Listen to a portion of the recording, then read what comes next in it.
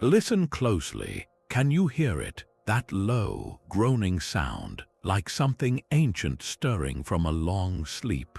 It is the sound of a massive wooden door, untouched for centuries, slowly swinging open in the darkness.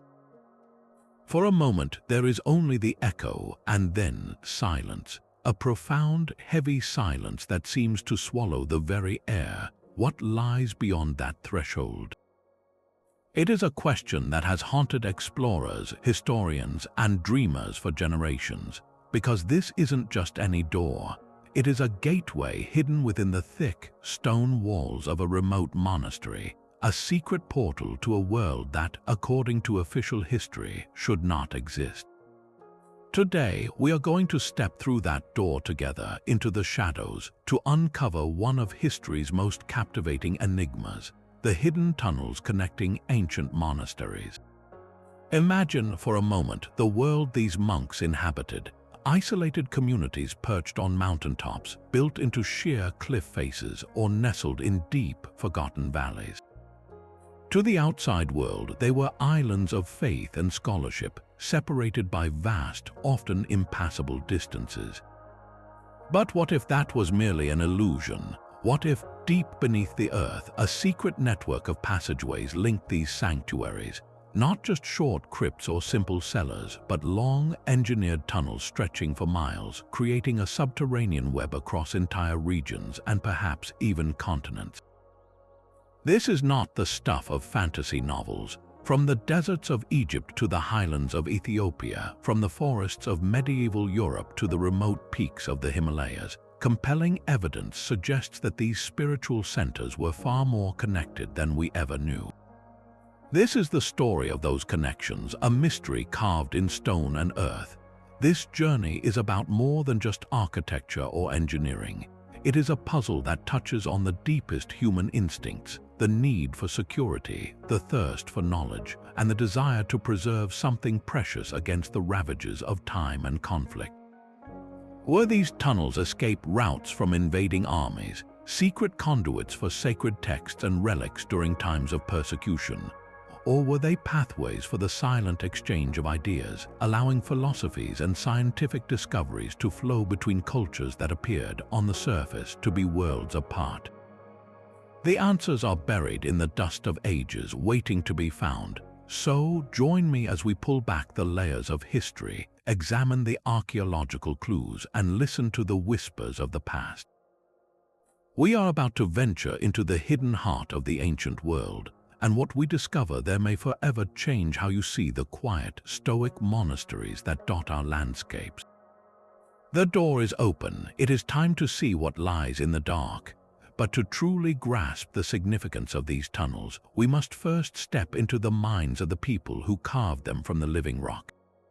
Why would a community dedicated to prayer and contemplation undertake such a monumental, hidden task? The motivations are as layered as the earth itself, weaving together stark necessity, profound spirituality, and sometimes shrewd political cunning. On the most immediate level, the world outside the monastery walls was often a dangerous and unpredictable place. Throughout history, these sanctuaries became targets. They housed not only devout monks but also immense wealth in the form of religious artifacts, illuminated manuscripts, and stored food. When armies marched or bands of raiders swept through a region, a monastery's remote location was not always enough to protect it. A hidden tunnel provided a last, desperate hope for escape, a secret passage leading monks and their most precious treasures to safety deep within a forest or out to a concealed cove along a coastline. This was a practical, life-saving measure, a silent insurance policy against the violence of the world above. Yet, the purpose of these subterranean pathways often extended far beyond simple survival. In times of intense religious persecution, when certain beliefs or practices were outlawed, the tunnels became arteries for a forbidden faith. They allowed clergy to move between sympathetic communities unseen, to conduct secret ceremonies in underground chapels, and to safeguard heretical texts from destruction. This hidden network enabled ideas to survive and spread even when their public expression meant death. It speaks to a powerful human truth that when a belief is forced into the shadows, it does not necessarily die.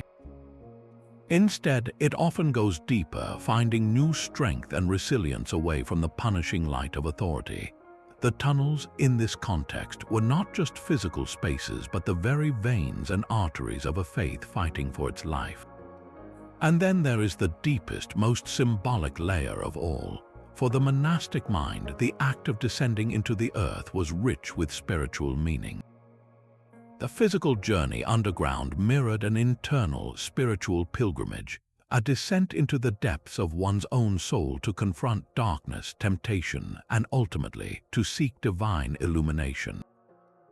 In many religious traditions, caves and underground chambers are seen as wombs of spiritual rebirth, places where the noise of the world fades away and one can truly listen for the voice of God. The tunnel itself, long, dark, and demanding, becomes a metaphor for the arduous path to enlightenment. Each step forward in the darkness is an act of faith, a movement away from the distractions of the material world and toward a purer, more essential truth. The journey through the tunnel was, in a very real sense, a form of worship, a ritualized enactment of the soul's search for the divine. So these structures were never just corridors of stone. They were sanctuaries of secrecy, highways for the hunted, and sacred landscapes for the spirit, all woven into one incredible feat of silent engineering. What makes this mystery so compelling is that it refuses to be confined to a single corner of the globe. We are not looking at a unique architectural quirk of one particular order or culture. Instead, we find strikingly similar subterranean systems emerging independently, separated by vast oceans and centuries of time. It is a pattern that repeats itself with an almost haunting consistency, suggesting a shared human response to a specific set of circumstances. From the soft, volcanic rock of Cappadocia in modern-day Turkey to the windswept, rain-lashed islands of northern Scotland, the impulse to build downwards and to connect in secret appears to be a near-universal trait among monastic communities. Consider the incredible landscape of Cappadocia. Here, entire underground cities were carved, not just simple tunnels. Places like Derinkuh, you descend for multiple levels deep into the earth, capable of sheltering thousands of people for months at a time.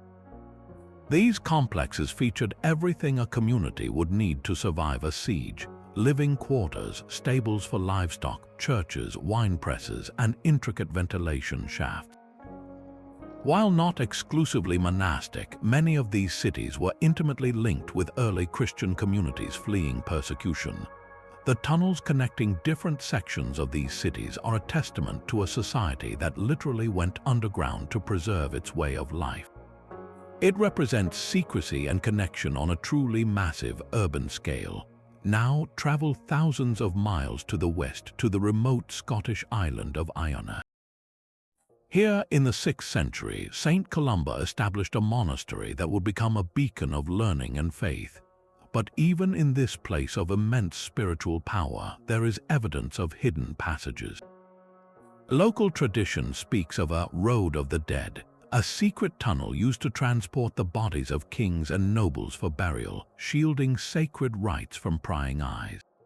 Further north on the Orkney Islands, the medieval monks of the borough of Bursay built their community on a tidal island.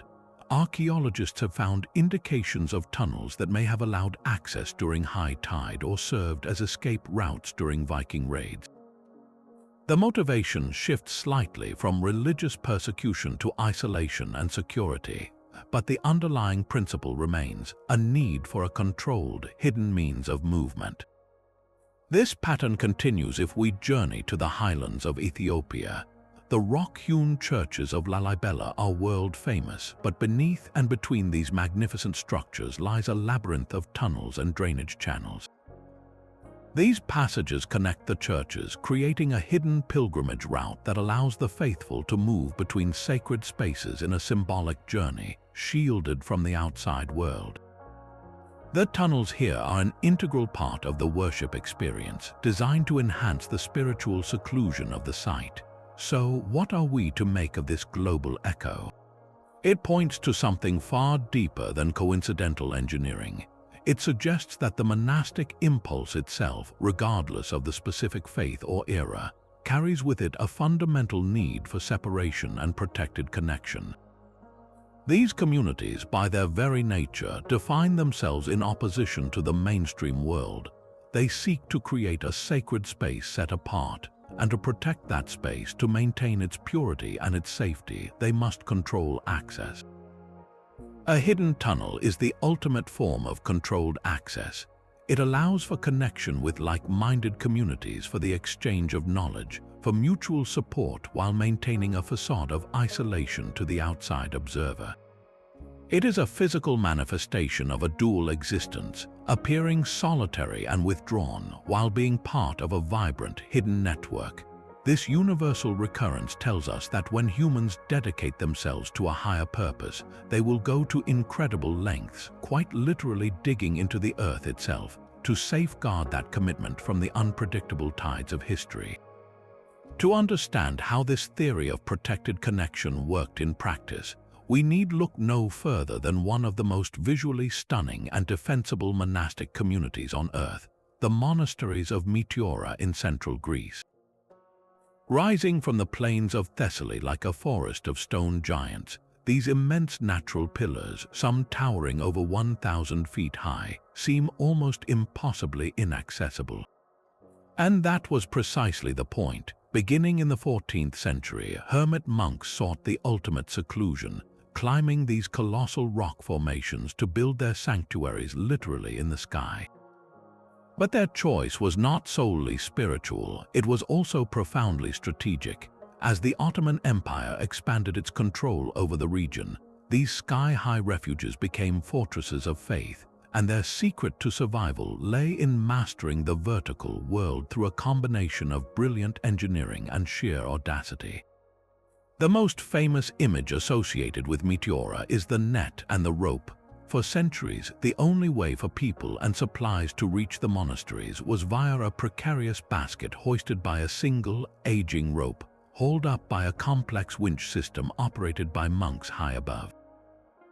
Visitors would place their trust and their lives into a large net, praying the rope wouldn't fray as they were swung dizzyingly into the air. This system was not just for dramatic effect, it was a deliberate and highly effective security measure. The ropes were replaced only, as the monks chillingly said, when the Lord let them break. This created a terrifying but incredibly efficient filter. Anyone attempting a surprise attack would find the approach not just difficult but virtually suicidal. The monks controlled the only way up, and they could sever that connection in an instant. But the rope and basket were merely the public face of their security. The real secrets were hidden within the rock itself. Carved directly into the sandstone pillars were systems of hidden tunnels and staircases known only to the inhabitants. These were not the long-distance tunnels connecting separate communities that we've discussed previously, but rather intricate internal networks that allowed the monks to move between different levels of their own monastery, access hidden cisterns for water, and reach concealed chambers where priceless religious artifacts, ancient manuscripts, and community wealth were stored.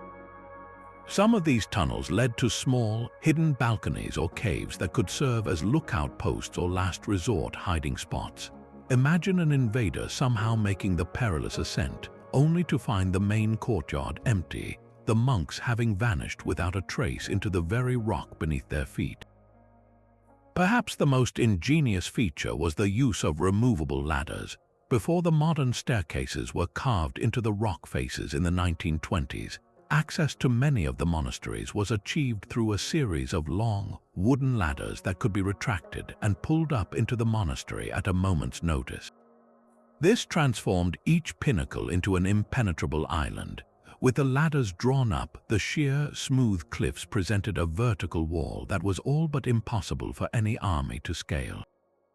It was a defense mechanism of elegant simplicity, turning a simple tool of ascent into a powerful gatekeeping device. The isolation was so complete that during times of peak danger, monks could live for years without ever setting foot on the ground below, creating a self-sufficient community in the clouds. The success of this strategy is etched into history. While the surrounding lands fell under Ottoman control, the Meteora monasteries largely remained untouched sanctuaries. They became living libraries, preserving a vast trove of Byzantine art, theology, and literature that might otherwise have been lost. The very inaccessibility that defined them became their salvation. The story of Meteora is a powerful testament to the lengths a community will go to protect its soul.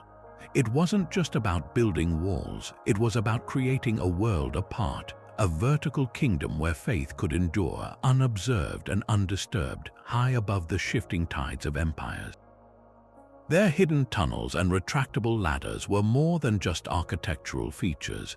They were the literal mechanisms of preservation, ensuring that a flame of culture and belief could continue to burn brightly, seen for miles around, yet remaining forever out of reach. The sheer physical accomplishment of building these sanctuaries in the sky is almost beyond comprehension. We are talking about communities that, with no power tools, no modern engineering software, and no cranes, managed to construct entire monasteries atop pinnacles that would challenge even today's expert climbers. The first and most daunting task was simply getting the materials up there. Every single item, every stone block for the walls, every timber beam for the roof, every sack of mortar, every drop of water, and every page of parchment had to be hauled vertically up hundreds of feet of sheer rock.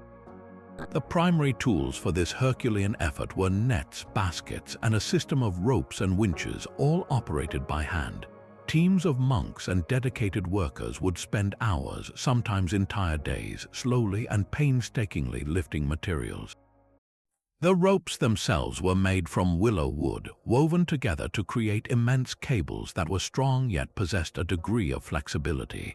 Replacing them was a dangerous and infrequent event, a testament to the faith these builders placed in their craftsmanship and their God. Carving into the rock itself required a deep understanding of the local material. The pillars of Meteora are composed of a conglomerate sandstone, a rock that is relatively soft to carve when first exposed but which hardens upon contact with air. This unique property was a gift to the builders. Using basic tools like hammers, chisels, and pickaxes, they could slowly and deliberately shape the stone. They would carve out not just large chambers for churches and living quarters, but also intricate details like cisterns to collect precious rainwater. These water storage systems were absolutely vital for survival, carved deep into the heart of the rock to prevent evaporation and contamination. The creation of a single cistern was a monumental undertaking, requiring the removal of tons of rock by hand, but it meant the difference between life and death during a prolonged siege or a dry season. The tunnels and staircases snaking through the rock are feats of precise planning. Unlike digging a tunnel through soil where you can shore up the walls as you go, carving a tunnel directly into a rock face requires an innate sense of structural integrity. The builders had to visualize the internal stresses of the rock formation, ensuring that the tunnels they carved would not weaken the entire pinnacle. They followed natural fissures and weaknesses in the stone, using them as a guide to minimize the amount of hard carving required. The resulting passages are often narrow, winding, and uneven, designed for function and secrecy rather than comfort or grandeur. In some cases, they incorporated sheer drops or hidden trapdoors within these tunnels, adding another layer of defense against any pursuer who might have discovered the entrance. The human element is perhaps the most staggering part of this story. The work was perilous in the extreme. Builders dangled from ropes on the sides of these cliffs for hours on end, with only their skill and strength keeping them from a fatal fall. There were no safety harnesses, no hard hats. Every swing of the hammer, every strike of the chisel, was performed while balancing on a precarious wooden scaffold or a small natural ledge. The effort was a collective act of devotion, a physical prayer that spanned generations. a father might begin work on a staircase that his son would finish. This was not a project with a deadline. It was a continuous process of creation and reinforcement, an ongoing dialogue between a community and the immense stone home they were shaping with their own hands. The monasteries of Meteora are not just buildings placed upon rocks. They are sculptures carved from within them, a testament to what human determination, faith, and ingenuity can achieve when pushed to its absolute limits. Now let's descend from the sky-high fortresses of Meteora and journey deep beneath the earth to a landscape that seems ripped from a dream. In the heart of modern-day Turkey lies the region of Cappadocia, a place where wind and water have sculpted the soft volcanic rock into a surreal panorama of cones, pillars, and fairy chimneys. But the true wonders of this land are not what rise towards the sky, but what lies hidden beneath it. Here, the concept of a hidden tunnel network reaches its most staggering and literal expression. Not just passages linking a few buildings, but entire, multi-level subterranean cities capable of sheltering populations that numbered in the tens of thousands.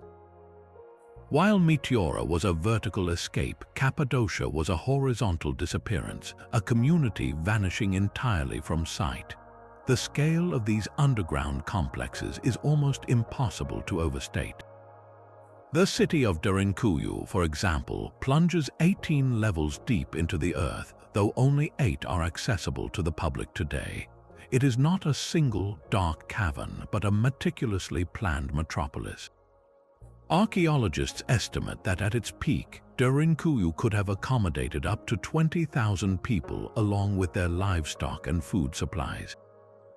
Imagine an entire town, men, women, children, animals simply melting away from the surface, leaving behind an empty, silent landscape for months at a time. This was not a temporary refuge, it was a fully functional alternate reality designed for long-term survival. And Derinkuyu is just one of over 200 such underground settlements discovered in Cappadocia, with many more likely still buried and unknown, all potentially connected by long, secret tunnels. The engineering sophistication required to create and sustain such a city is breathtaking. The most immediate challenge for any large group living underground is air. Without a constant supply of fresh oxygen and a way to vent the stale air and smoke from cooking fires, the entire population would suffocate. The builders of Derinkuyu solved this with a masterpiece of passive ventilation, a massive 175-foot deep central air shaft. This shaft acted as the city's lungs, drawing fresh air down from the surface and circulating it through a network of carefully carved secondary shafts that connected to every level. The system was so effective that even deep within the city, the air remains remarkably fresh. Alongside ventilation, a reliable water source was critical. The city featured numerous deep wells tapped into the same underground water table that supplied the surface world. These wells were securely located within the complex, meaning that even during a prolonged siege, the inhabitants had access to clean water, completely independent of any external source. Security was engineered with brilliant simplicity. The entrances to these cities were deliberately narrow and easily defensible. But the most iconic feature is the massive circular stone doors. These are not ordinary gates, carved from solid volcanic rock. Each door is several feet thick and weighs hundreds of pounds. They were designed to roll across the entranceways, fitting perfectly into a carved recess in the floor and ceiling, effectively sealing the city from the inside. A small, strategically placed hole in the center of the door allowed defenders to spear any attacker who managed to get close. Once that stone door was rolled into place, the city became a sealed fortress, utterly impenetrable to the technology of the ancient and medieval world. Within this hidden world, every necessity of life was provided for.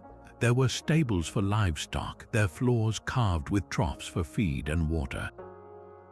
There were spacious communal kitchens, their ceilings blackened by centuries of smoke, complete with grinding stones for grain. there were churches large enough to accommodate congregations with arches, columns, and altars all carved directly from the living rock. There were wine and oil presses, storage rooms, and even cemeteries for temporary burials. The city was a complete, self-contained ecosystem. Narrow, low-ceiling passageways connected the different districts, and these corridors could be blocked off by smaller, sliding stone doors, allowing the city to be sectioned off for different clans or in case one area was breached. The connection to monastic life in Cappadocia is profound and direct. Many of these underground cities are found in close proximity to rock-cut churches and monasteries on the surface. It is widely believed that early Christian communities, particularly during the iconoclastic periods of the 8th and 9th centuries and later under Arab raids, were the primary architects and inhabitants of these refuges. The tunnels likely served as a direct, safe link between the public places of worship above and the secret city below. When sentinels spotted dust clouds on the horizon signaling an approaching army, a warning would ripple through the community. Within hours, every person, every valuable artifact, every essential supply would be moved underground. The stone doors would roll shut, and the surface world would be left to the invaders, who would find only empty caves and a silent, windswept plateau, completely unaware of the thriving city lying just beneath their feet.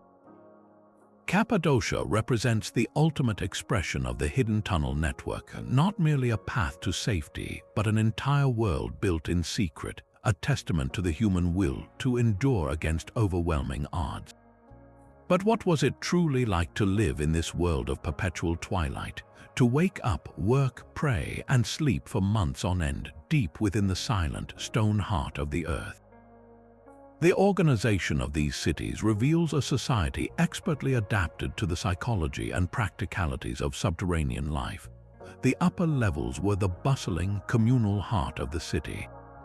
This is where you would find the stables for all the livestock, donkeys, sheep, goats, and cattle. Placing the animals on the first few levels was a stroke of genius. Not only did it make hauling feed and water easier, but the body heat generated by all those animals helped to warm the upper levels, which could be chilly, especially at night.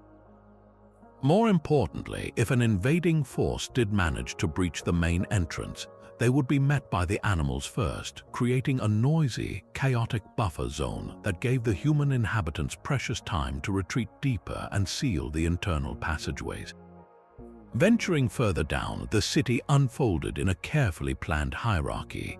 The living quarters were typically on the middle levels. These were not sprawling apartments but compact, family-sized rooms carved directly from the rock, often centered around a common area. Life here was communal out of necessity. With limited space and resources, cooperation was not just a virtue, it was essential for survival. The air, thanks to that brilliant ventilation shaft, remained surprisingly fresh, but the atmosphere was always cool and damp, a constant reminder of the immense weight of the world above. Light was a precious commodity, provided by small, flickering oil lamps that cast long, dancing shadows on the curved walls.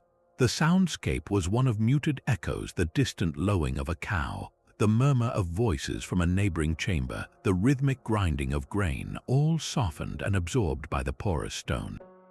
The lower levels were dedicated to the core infrastructure that sustained life. This is where the massive communal kitchens were located, their ceilings often still blackened with the soot of ancient fires. The placement of the kitchens deep within the city was another clever safety feature, ensuring that smoke from cooking would be drawn up and out through the ventilation shaft without betraying their presence to anyone on the surface. Nearby were the critical storage areas, vast rooms filled with large earthenware jars called pithoi, sunk into the floors. These jars held the community's lifeline: dried grains, legumes, olives, and salted meats.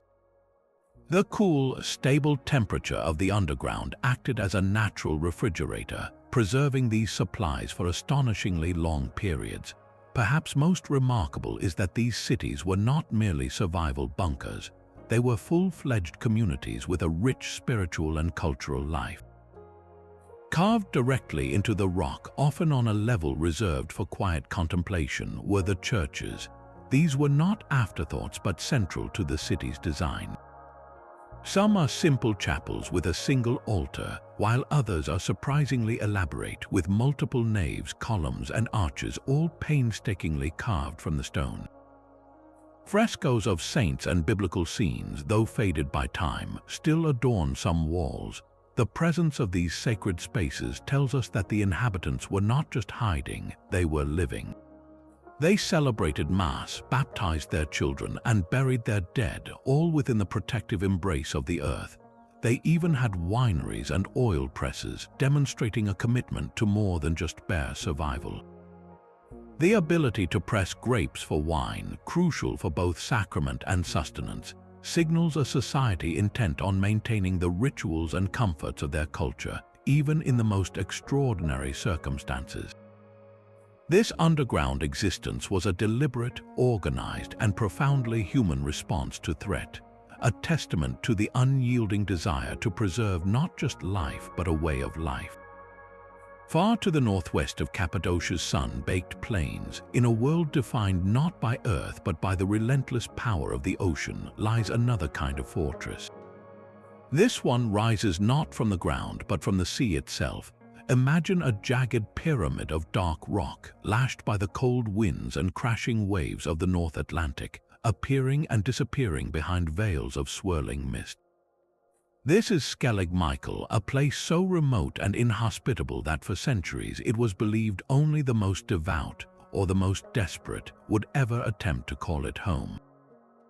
Around the 6th century, a small group of Christian monks did exactly that, establishing a monastery on this near-vertical island that seems to defy human habitation.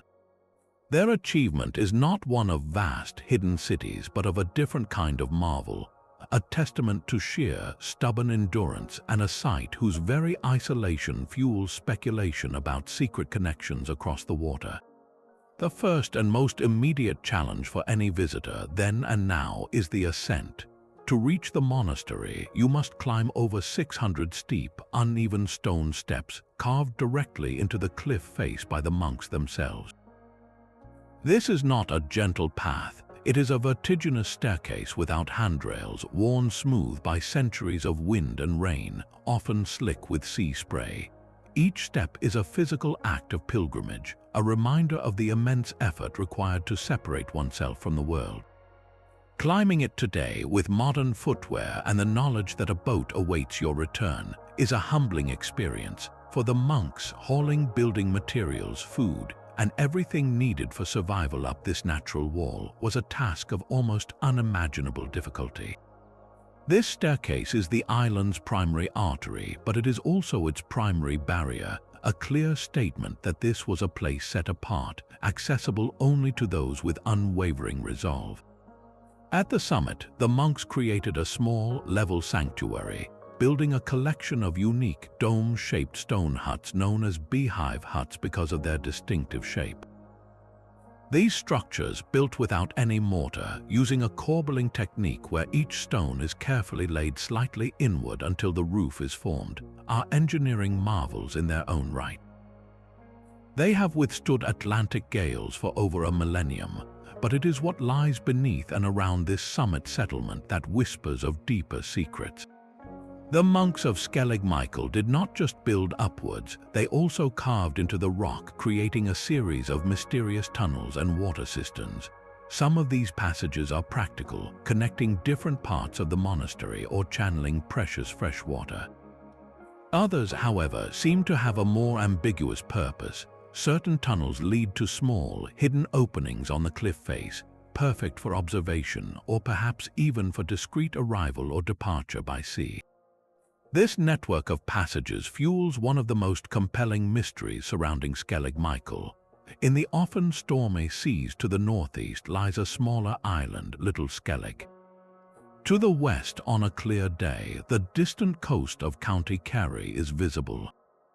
Could the monks have used hidden inlets and subterranean passages on Skellig Michael as a base for secret voyages? Were these tunnels not just for internal movement but part of a larger maritime network? The monks were known to be skilled seafarers, using small, hide-covered boats called curraghs to travel between islands and to the mainland for supplies or communication. It is not a great leap to suggest that they might have established hidden landing spots on neighboring islands, creating a chain of secluded waypoints. This would have allowed them to travel without being observed, maintaining their isolation while still having a lifeline to the outside world for essential trade or to spread their teachings. The purpose of such secrecy would have been multifaceted. On one hand, it was about pure survival. Viking longships began raiding the Irish coast from the end of the 8th century, and a monastery perched on a rock in the ocean, no matter how remote, would have been a tempting target for its precious manuscripts and metalwork. Having an escape route that was not the main staircase, a hidden path leading to a secure cove where a boat could be kept, would have been a critical strategic advantage. A monk keeping watch could spot a sail on the horizon and give the alarm, allowing the community to vanish into their tunnels or flee across the sea to a pre-arranged sanctuary long before the raiders could make the treacherous landing and ascent. Beyond defense, these potential connections speak to a more complex reality of early monastic life. While they sought isolation for spiritual clarity, they were not completely cut off from the intellectual currents of their time. Ireland became known as the Island of Saints and Scholars, a hub of learning that preserved classical knowledge while the rest of Europe was in turmoil. This learning was exchanged through travel and correspondence. The monks of Skellig Michael were almost certainly part of this network. Secret sea routes would have allowed them to receive visitors, exchange manuscripts with other monastic houses, and participate in the vibrant intellectual life of the era, all while maintaining their public image as hermits living on the very edge of the known world. Their isolation, therefore, might have been a carefully cultivated illusion, a spiritual necessity balanced with a practical need for connection. The mist-shrouded tunnels of Skellig Michael are not as vast as those in Cappadocia, but they guard their secrets just as closely, leaving us to wonder about the silent journeys made across the dark waters under the cover of night and fog. This brings us to a fascinating crossroads where the tangible evidence of stone and tunnel meets the shimmering world of folklore. Across Ireland, woven into the very fabric of the landscape, are stories of what are known as saints' passages or pilgrim paths. These are not just tales of hidden tunnels, they are accounts of miraculous travel where holy men and women were said to defy the normal constraints of space and time. One of the most enduring legends speaks of a subterranean pathway, a tunnel that ran beneath the sea itself, connecting the remote summit of Skellig Michael directly to the mainland, perhaps even emerging at the site of another monastery many miles away. According to the stories, saints like Saint Fernand, the founder of Skellig Michael, could use this passage to travel instantaneously, appearing on the mainland to preach or perform miracles before returning to their island solitude by the same hidden route. To the faithful, this was not a metaphor, it was a divine shortcut, a testament to the spiritual power of these individuals. These legends served a profound purpose beyond mere wonder. In an age before paved roads and safe travel, the idea of a saint having a secret, protected path explained their seemingly miraculous presence in distant places. It reinforced their image as figures touched by God, operating on a different plane of existence. The tunnel itself became a symbol of their direct connection to the divine, a physical manifestation of grace that allowed them to bypass the dangers and delays of the ordinary world. But we must ask ourselves, are these stories pure fantasy, or could they contain a kernel of archaeological truth? It is possible that the legend of the Saints' Passage is a folk memory, a poetic interpretation of a much more practical reality. Over generations, the knowledge of a secret landing cove, accessible only through a narrow tunnel on Skellig Michael, and a network of safe houses or discreet paths on the mainland, could have been simplified and mythologized into the idea of a single, miraculous underground highway. The geological reality makes a literal tunnel spanning such a distance unlikely. The sea floor between Skellig Michael and the mainland is deep and rugged. However, the concept of a connection is not so easily dismissed. What if the tunnel was not a single physical structure but a secret maritime route? The monks were expert sailors, and their curraghs could navigate close to shore, using sea caves and hidden inlets for cover. A journey made under the cover of darkness or fog, from a concealed departure point on the island to a similarly hidden landing spot on the coast, would be virtually invisible to anyone else.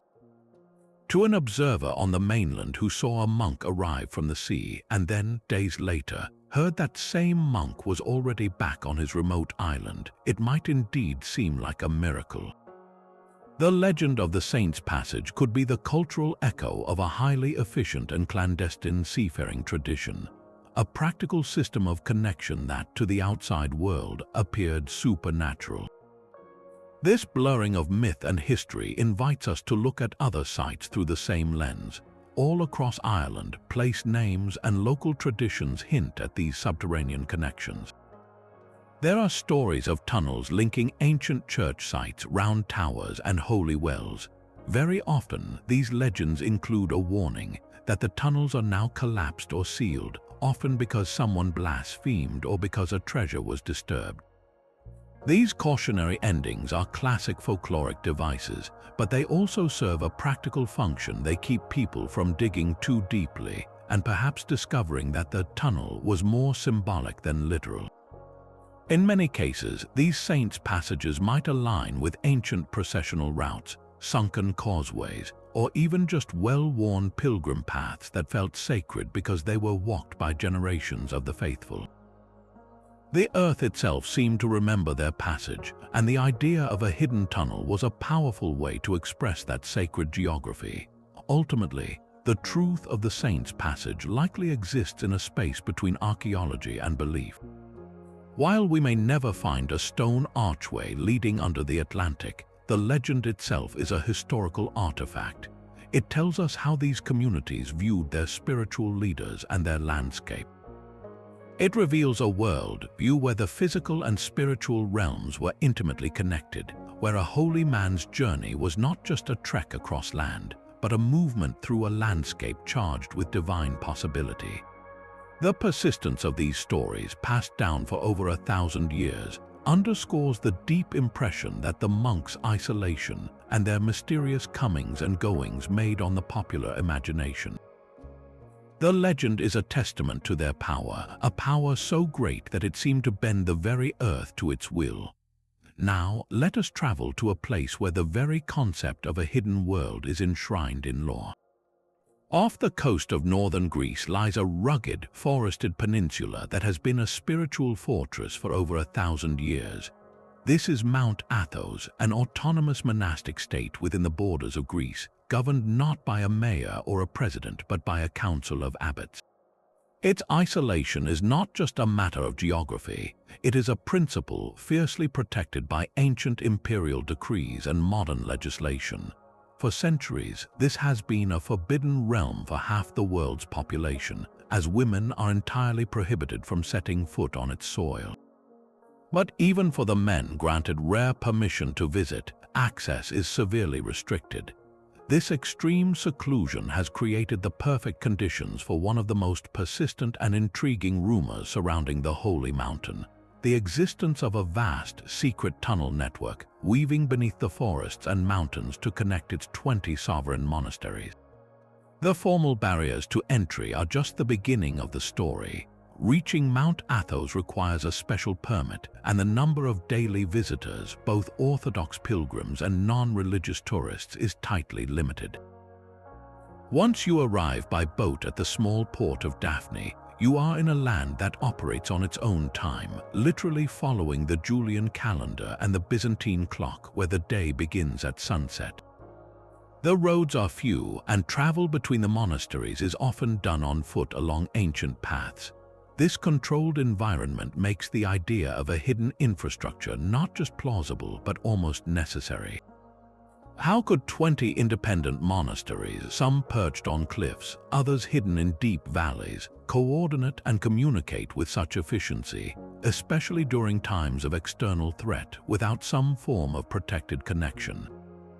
The official answer points to messengers and well-worn trails, but the whispers speak of a faster, safer, and utterly secret alternative. These rumors describe an underground web of passageways, some wide enough for two people to walk abreast, others narrow and treacherous. The purported uses for this network are as varied as the monasteries themselves. On a practical level, it would have served as a secure communications highway. In an era of pirate raids, political upheaval, and later Ottoman expansion, a tunnel system would have allowed warnings to be passed, resources to be shared, and monks to be relocated without any visible movement on the surface. A messenger could travel from the great Lavra, the oldest monastery on the peninsula, to the remote Serbian monastery of Hilandar entirely underground, bypassing the difficult terrain and any potential danger. This would explain the remarkable cohesion of the Athonite community despite the vast distances and independent nature of each house. But the most compelling function attributed to these tunnels is the safeguarding of the mountain's greatest treasures. Mount Athos is a living library of human history, housing an estimated 25,000 priceless manuscripts, countless icons, and religious artifacts of unimaginable age and significance. Throughout its long history, the peninsula has faced numerous crises. There were fears of sackings by crusaders, attacks from pirates, and the ever-present threat of fire, which has devastated several monasteries over the centuries. The tunnels, according to the law, provided the ultimate safe deposit box. When danger loomed, the most precious items, ancient gospels illuminated with gold leaf, theological works preserved from the Byzantine era, unique artifacts, could be swiftly moved deep underground to hidden vaults known only to a select few. These chambers would have been climate-controlled by the natural insulation of the earth, protecting the delicate parchments and woods from the elements. The existence of such a system would account for the survival of so many fragile texts through centuries of turmoil. While the monastic authorities neither confirm nor deny these stories, there are tantalizing clues for those who know where to look. Several monasteries feature massive, fortified towers, which served as the last line of defense during an attack. The ground floors of these towers often have unusual, sealed-off archways or staircases that descend into darkness, now blocked by rubble. In the cellar of one such tower, a visitor might notice a section of wall that looks newer than the surrounding stone, or a ventilation shaft that seems to serve no apparent purpose for the room above. Furthermore, the geography of the peninsula itself supports the possibility. Mount Athos is a mountain of limestone, a rock known for being caustic, meaning it is naturally soluble in water, leading to the formation of extensive cave systems and underground passages. It is entirely feasible that the monks discovered and then expanded upon a natural labyrinth, engineering it to suit their needs. The true nature of the Athos tunnels may forever remain a closely guarded secret, as much a part of the mountain's spiritual mystique as its prayers and rituals. Whether literal or partly symbolic, the belief in this hidden network speaks to a fundamental truth about this unique community. It represents a dual existence, a public face of serene worship and ancient tradition, and a private, protected core designed for absolute preservation.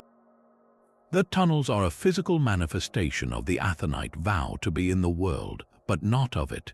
They are the ultimate expression of a commitment to safeguard a flame of faith and culture against any storm, ensuring that the light burning in the lamps of Mount Athos has for 1,000 years never been extinguished. The true measure of a civilization is often found not in its monuments but in its words, and for over a millennium, Mount Athos has served as one of humanity's most resilient sanctuaries for the written word. Its libraries are legendary, housing a staggering collection of ancient manuscripts that include some of the oldest surviving copies of classical Greek texts, priceless biblical codices, and theological works that shaped the course of Eastern Orthodox thought. But preserving this fragile treasure, ink on parchment, vulnerable to fire, humidity, and the greed of invaders, required more than just sturdy shelves. It demanded a plan for absolute disappearance. This is where the whispered tales of tunnels transform from intriguing rumor into a narrative of cultural salvation. When armies marched or pirate fleets were spotted off the coast, the primary objective for the monks shifted from daily worship to a desperate, coordinated rescue operation. The most precious manuscripts couldn't simply be hidden under a floorboard. They had to be made to vanish from the face of the earth. Imagine the scene. A sentry high in a monastery's watchtower signals the approach of ships. There's no panic, only a grim, practiced efficiency. From the scriptoriums and libraries, monks would carefully gather the most irreplaceable items. A 6th century gospel illuminated with gold leaf, the personal prayer book of a Byzantine emperor, a unique philosophical treatise by an ancient scholar that exists nowhere else in the world.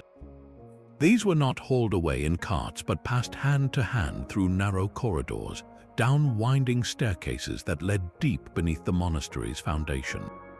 The tunnels here were not grand thoroughfares. They were tight, secret passages, often accessible only through a cleverly concealed door behind an altar or a rotating section of a stone wall. The journey would be made in near total darkness, guided by the flickering light of a single oil lamp, the air growing cool and damp as they descended away from the world of men. The ultimate destination was not merely a basement. According to both lore and scattered archaeological clues, these were specially prepared chambers, often carved into the natural limestone karst of the mountain itself. The genius of these hidden vaults lay in their environmental stability. The earth provides remarkable insulation, maintaining a constant, cool temperature and a stable level of humidity, precisely the conditions needed to prevent parchment from becoming brittle or falling prey to mold. Some accounts describe chambers sealed behind stone doors, much like those in Cappadocia, with small, camouflaged ventilation shafts snaking up to the surface to ensure just enough air circulation to keep the atmosphere from becoming stagnant. In these silent, dark crypts, the literary soul of a civilization could wait out centuries of turmoil, completely unknown to the invaders who might be ransacking the empty buildings above. The tunnels were the critical artery, but these vaults were the heart, keeping the cultural blood of Byzantium and the classical world pumping silently, waiting for a safer future. The challenges, however, did not end with the retreat of the last invader. In the modern era, a new kind of race against time has begun. The very secrecy that protected these collections for so long now complicates their preservation. While the threat of armed conflict has diminished, the slow, insidious enemies of age, acidification of the parchment, and the need for expert conservation have become paramount. Gaining access to these potential hidden caches is a delicate matter of immense trust and patience. Scholars and preservationists cannot simply arrive with ground-penetrating radar and demand to search a 1,000-year-old monastery. They must build relationships over years with the abbots and monks, who are the rightful and fiercely protective guardians of this heritage. The decision to reveal the location of a hidden vault is not taken lightly. It is an act of faith that the modern world will treat these treasures with the same reverence as the generations who risked their lives to hide them. Furthermore, the process of preserving a manuscript that has been sealed in a hidden vault for centuries is incredibly complex. When such a chamber is finally opened, the sudden change in temperature, humidity, and light can be devastating to the delicate artifacts inside. Conservation teams must work with monastic communities to design careful, gradual processes for stabilizing the environment before a single page is touched. This often involves installing temporary climate control systems in spaces never designed for such technology. Then comes the painstaking work of digitization using specialized, non-invasive cameras to create high-resolution images of every page, making the contents accessible to scholars worldwide without the need to physically handle the fragile originals. This modern miracle of technology is, in a way, the successor to the ancient tunnels. Just as those passages allowed knowledge to flow safely between monasteries in the past, digital networks now create a new, global web of preservation, ensuring that even if the physical manuscript were lost, its words would live on forever. The silent stone tunnels protected the body of these texts through the dark ages of conflict. Now, the invisible pathways of light and data are safeguarding their spirit for all eternity.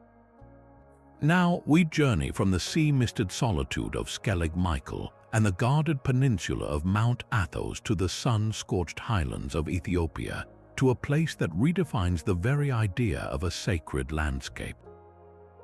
Here, human devotion did not simply build upon the earth or tunnel beneath it. It transformed the earth itself into a testament of faith. This is Lalibela, a town whose name is synonymous with one of the most audacious architectural projects in human history. In the 12th and 13th centuries, under the direction of King Jebba Meskel Lalibela, a workforce of unknown size undertook a task that seems to belong more to legend than to history. They carved 11 entire churches, not from standing stone, but directly downward into the living volcanic rock of the mountainside. The result is not a collection of buildings, but a single, interconnected complex of monolithic structures, a subterranean spiritual city often called the New Jerusalem of Africa. To understand the sheer magnitude of this achievement, you must first reimagine the process of construction. Normally, you build upward, adding stone upon stone. At Lalibela, the builders did the opposite. They started with a solid block of soft, red volcanic tuff and began to carve away everything that was not the church. Using simple hand tools, hammers, chisels, and picks, they first cut deep, wide trenches into the plateau, isolating a huge, rectangular block of stone. Then, with breathtaking precision, they began to hollow out this block from the top down, painstakingly sculpting the exterior walls, roofs, windows, and doors, and then carving the vast, cavernous interior spaces, complete with pillars, altars, and arches, all from a single, continuous piece of rock. It is a work of subtraction on a colossal scale, an act of revelation, as if the churches were always waiting within the mountain, and the builder's job was simply to set them free. But the individual churches are only part of the story. What truly binds them together into a cohesive whole is the network of passages that connect them. This is not a random assortment of corridors. It is a carefully planned labyrinth of tunnels, ceremonial pathways, and drainage channels that weave between and beneath the churches. Some tunnels are broad and well-lit, designed for processions of pilgrims. Others are narrow, low, and pitch dark, forcing the visitor to crouch and feel their way forward in a physical act of humility and faith. Many of these passages open onto sunken courtyards and connect to a sophisticated system of trenches that channel water away from the delicate structures, a masterpiece of practical engineering that has preserved the site for nearly a millennium. This subterranean web turns a visit to Lalibela into a profound journey, a pilgrimage through a symbolic landscape where every turn reveals a new spiritual vista. This symbolic purpose is the key to understanding Lalibela's design. King Lalibela's grand vision was to create a new Jerusalem for Ethiopian Christians, a pilgrimage destination that mirrored the holy city halfway across the world, which had fallen to Muslim forces during the Crusades, making travel there dangerous or impossible for many. The entire complex is laid out to represent a symbolic map of the Holy Land. The churches are divided into two main groups, often said to represent earthly Jerusalem and heavenly Jerusalem, connected by a small, winding stream that is named the River Jordan. The most famous church, Bet Georges, or the Church of St. George, is carved in the perfect shape of a Greek cross and lies somewhat separate from the others, reached through its own network of trenches, symbolizing both its dedication to Ethiopia's patron saint and perhaps the sepulchre of Christ itself. Walking through this labyrinth is meant to be a reenactment of a pilgrim's journey to salvation. The darkness of the tunnels represents the struggles and uncertainties of life, while emerging into the sunlit courtyard of a magnificent rock-hewn church symbolizes spiritual awakening and arrival in the presence of the divine. The most poignant example of this is a long, completely dark tunnel that connects two churches, known as the pathway to heaven.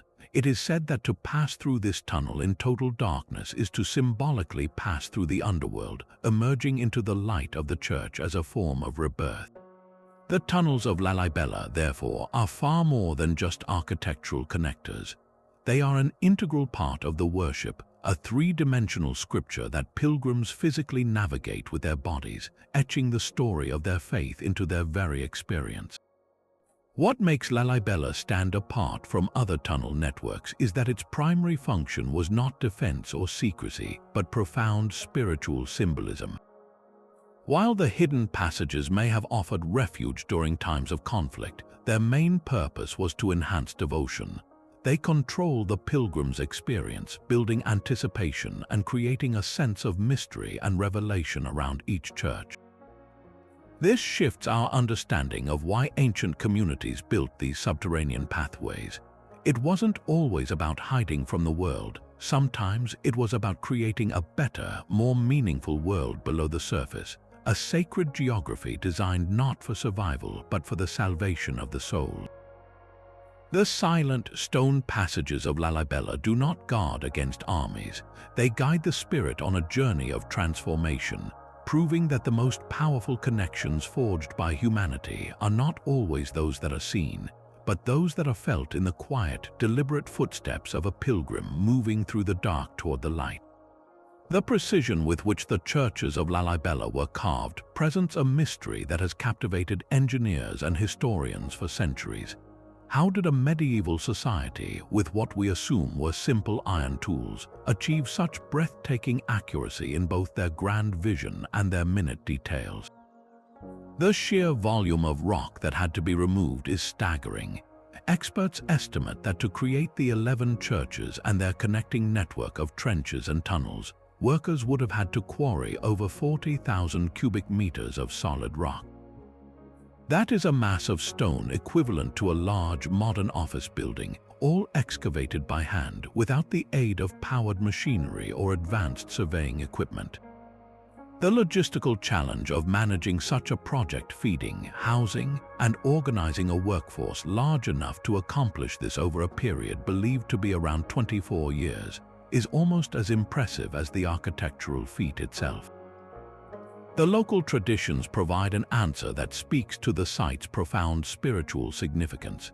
The most enduring legend claims that the construction was a divine endeavor, a collaboration between heaven and earth. It is said that King Lalibela, after witnessing the heavenly Jerusalem in a vision, was determined to recreate it on earth. To aid him, angels descended each night to work alongside the human masons. While the men slept, the celestial beings would carve twice as much stone as the humans could manage during the daylight hours. This story beautifully explains the seemingly impossible speed and scale of the construction. It also elevates the entire complex from a mere construction project to a divinely inspired sanctuary, a place where the boundary between the earthly and the heavenly was literally carved away. Beyond the angelic assistance, another fascinating legend offers a more tangible yet equally mysterious explanation. Some accounts speak of a brotherhood of skilled craftsmen known as the Bete Israel or Falasha, who are renowned for their expertise in stonework and metalworking. According to these tales, King Lalibela invited these master artisans to lead the project. They supposedly possessed secret knowledge of advanced quarrying and carving techniques passed down through generations. This theory suggests that the construction of Lalibela was not a miracle of supernatural force, but a triumph of highly specialized human knowledge, a school of architecture and engineering that has since been lost to history. The legend of the Master Masons provides a compelling bridge between the divine inspiration of the king and the physical reality of the churches standing today. When we look closely at the churches themselves, we find clues that support the idea of a supremely organized and sophisticated building campaign. The builders displayed an incredible understanding of geology. They chose a site with a thick layer of soft, red volcanic tuff, which is relatively easy to carve when first exposed but hardens upon contact with the air, forming a durable, weather-resistant crust. This was not a random choice, it was the selection of the perfect natural material for the task. Furthermore, the entire complex demonstrates masterful hydrological engineering. The builders carved a complex system of trenches, tunnels, and channels not just for passage but primarily for drainage. They understood that water is the greatest enemy of stone structures, and they designed the entire site to shed rainwater efficiently, protecting the fragile churches from erosion. This foresight is a key reason why Lalibela has survived for nearly 1,000 years in a region with a pronounced rainy season. The most perplexing technical question revolves around how they achieved such perfect symmetry and alignment. The Church of St. George, for instance, is a perfect Greek cross with each arm precisely equal in length and width, carved from the top down into a deep pit. How did the planners transfer this precise geometric design onto the massive, uneven block of stone before carving began? One theory posits the use of simple but effective surveying tools, perhaps plumb bobs, water levels, and stretched cords, to mark out the design. They may have used a grid system, painting or etching guidelines onto the rock surface from a master plan. The incredible precision of the interior pillars, arches, and windows, all carved from a single piece of stone, suggests the work of artisans who were not merely laborers, but true artists and engineers, capable of holding a complex, three-dimensional design in their minds as they worked their way downward, with no room for error. A single mistake in the initial stages of hollowing out a church could have meant catastrophic collapse, rendering years of work useless. The fact that we see no evidence of such catastrophic errors is a testament to their unparalleled skill and planning. Perhaps the most haunting mystery is the fate of the workforce itself. After the project was completed, what became of the thousands of workers and the master masons who possessed this extraordinary knowledge? There are no records, no vast settlements or grave sites that have been discovered. It is as if, their sacred duty fulfilled, they simply melted back into the landscape. This silence adds another layer of enigma to Lalibela. The knowledge required for such a project would have been invaluable, a cultural treasure in itself. That it appears to have vanished so completely suggests that the building of Lalibela was seen not as a technical profession to be perpetuated, but as a unique, singular act of devotion. The workers may have been pilgrims themselves, giving a portion of their lives to a holy task, their reward not in worldly fame or continued employment, but in the creation of an eternal sanctuary. The silent, majestic churches stand as their only monument, a puzzle carved in stone that continues to inspire awe and wonder, challenging our understanding of what human hands, guided by unwavering faith, are truly capable of achieving. Our journey now takes us east to the Deccan Plateau of India, where we find perhaps the most artistically breathtaking fusion of sacred space and hidden passageways ever created. Carved into the sheer, vertical face of a horseshoe-shaped gorge, the Ajanta and Ellora cave complexes are not merely buildings. They are a symphony in stone, a monumental undertaking that spans nearly 1,000 years of continuous artistic and spiritual endeavor.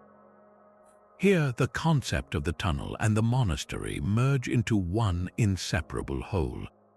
Starting around the 2nd century before the Common Era and continuing until around the 6th or 7th century of the Common Era, generations of Buddhist monks, artisans, and patrons transformed solid basalt rock into a sprawling underground universe comprising prayer halls, monasteries, and temples, all linked by a sophisticated network of staircases, pathways, and internal tunnels.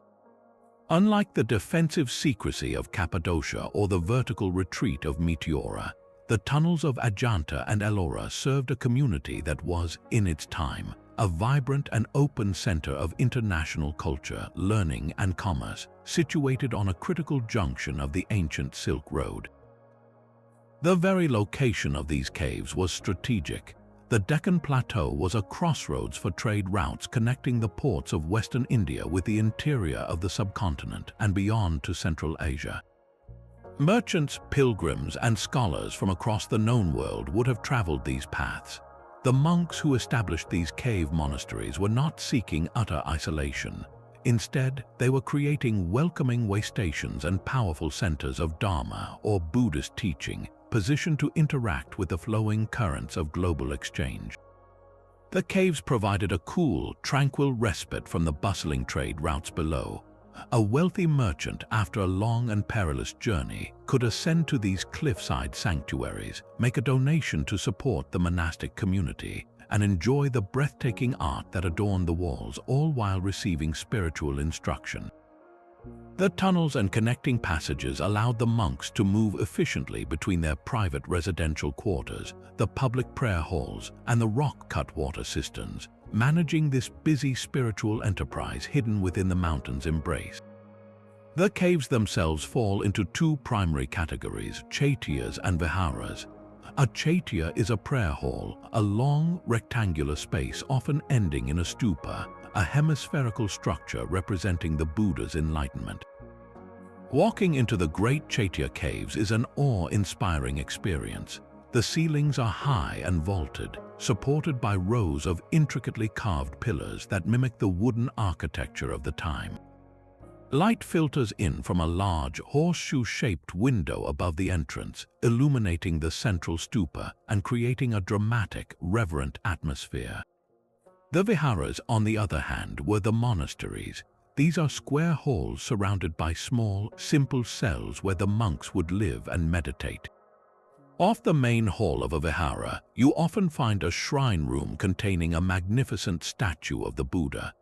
The connecting tunnels between these viharas allowed the monastic community to function as a cohesive whole, enabling monks to gather for meals, teachings, and ceremonies without having to descend to the exposed path along the cliff face.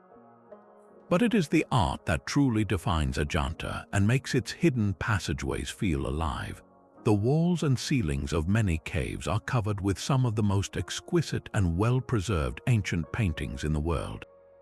These are not mere decorations, they are a visual scripture depicting the past lives of the Buddha, known as Jataka tales, and scenes from his final life. The artists used natural pigments from minerals and plants, and their mastery of technique, especially the use of shading to create a remarkable sense of volume and life, is staggering. The figures seem to breathe, a princess's jewelry glitters, a dancer's body sways with grace, and the face of the Buddha radiates a profound peace. For a monk walking through a dimly lit tunnel from his austere cell to the vibrant, color-saturated world of the prayer hall, the journey would have been a powerful sensory and spiritual transition, moving from a life of quiet contemplation into a space that visualized the splendors of the spiritual universe he sought to attain. The later Ellora caves, built between the 6th and 10th centuries, showcase an even more audacious level of engineering. While Ajanta is exclusively Buddhist, Ellora represents a remarkable pluralism, featuring Buddhist, Hindu, and Jain caves carved side by side, reflecting a period of extraordinary religious tolerance. The pinnacle of this achievement is the Kailasa Temple.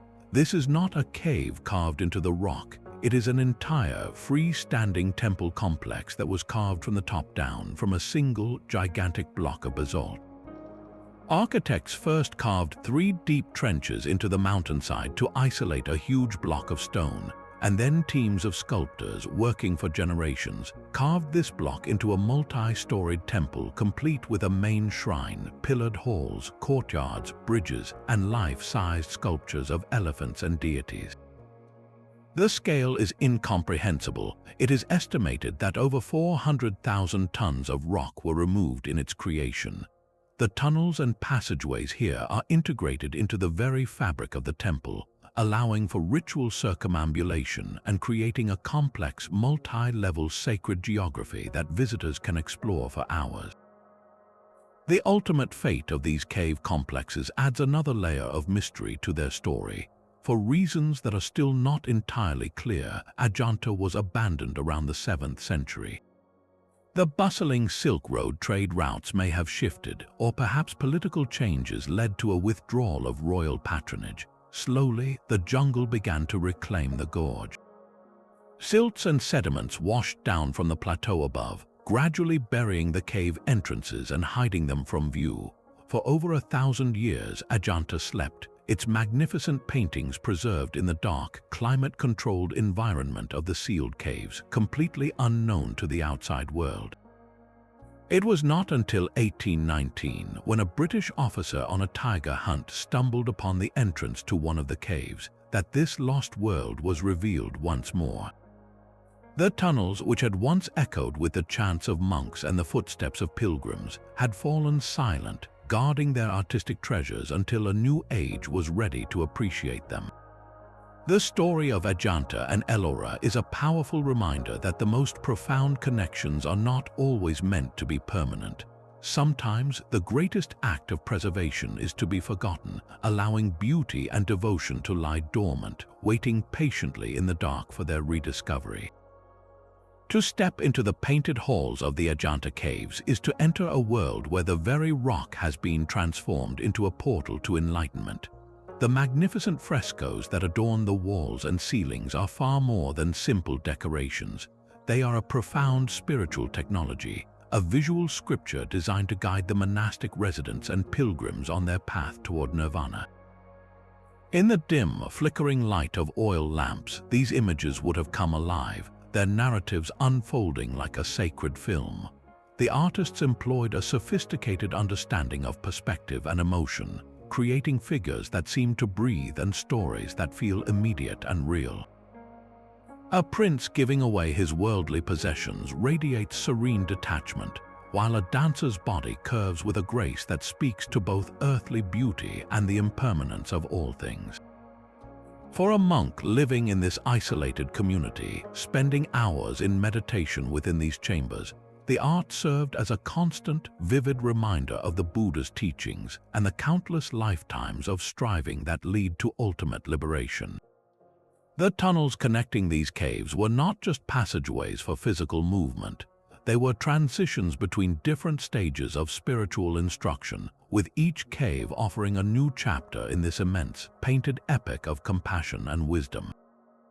The primary narratives depicted are the Jataka tales, stories of the Buddha's previous lives where he practiced perfections like generosity, morality, and patience. By surrounding themselves with these images, the monks were continuously immersed in the ideal behaviors of a bodhisattva, a being destined for Buddhahood who works for the salvation of all. Imagine a young novice walking from his simple, unadorned living quarters through a narrow tunnel and emerging into the grandeur of Cave 1. His eyes would be drawn to the majestic painting of the Bodhisattva Avalokiteshvara, the embodiment of compassion, whose serene gaze seems to offer boundless mercy. Further along, he might study a detailed scene from the Vesantara Jataka, where Prince Vesantara demonstrates the ultimate act of generosity by giving away his children. This was not passive viewing, it was an active, contemplative practice. The art was a focus for meditation, a tool to internalize these virtues until they became second nature. The hidden nature of the caves, accessed by paths and tunnels that were invisible from the valley floor below, enhanced this transformative experience. It created a controlled environment, a sacred theater where the distractions of the mundane world were shut out, allowing the devotee to focus entirely on the spiritual drama unfolding on the walls. In a Buddhist context, the very act of creating these tunnels and caves holds deep symbolic meaning. The process of carving into the mountain, of removing rock to reveal a sacred space within, mirrors the central Buddhist goal of removing the obscurations of the ego to reveal the inherent Buddha nature within all beings. The darkness of the tunnels represents the ignorance and suffering of samsara, the cycle of birth and death. Emerging from a narrow, dark passage into the spacious, illuminated hall of a chaitya, filled with paintings of enlightened beings, is a powerful physical metaphor for the journey from darkness to light, from confusion to awakening.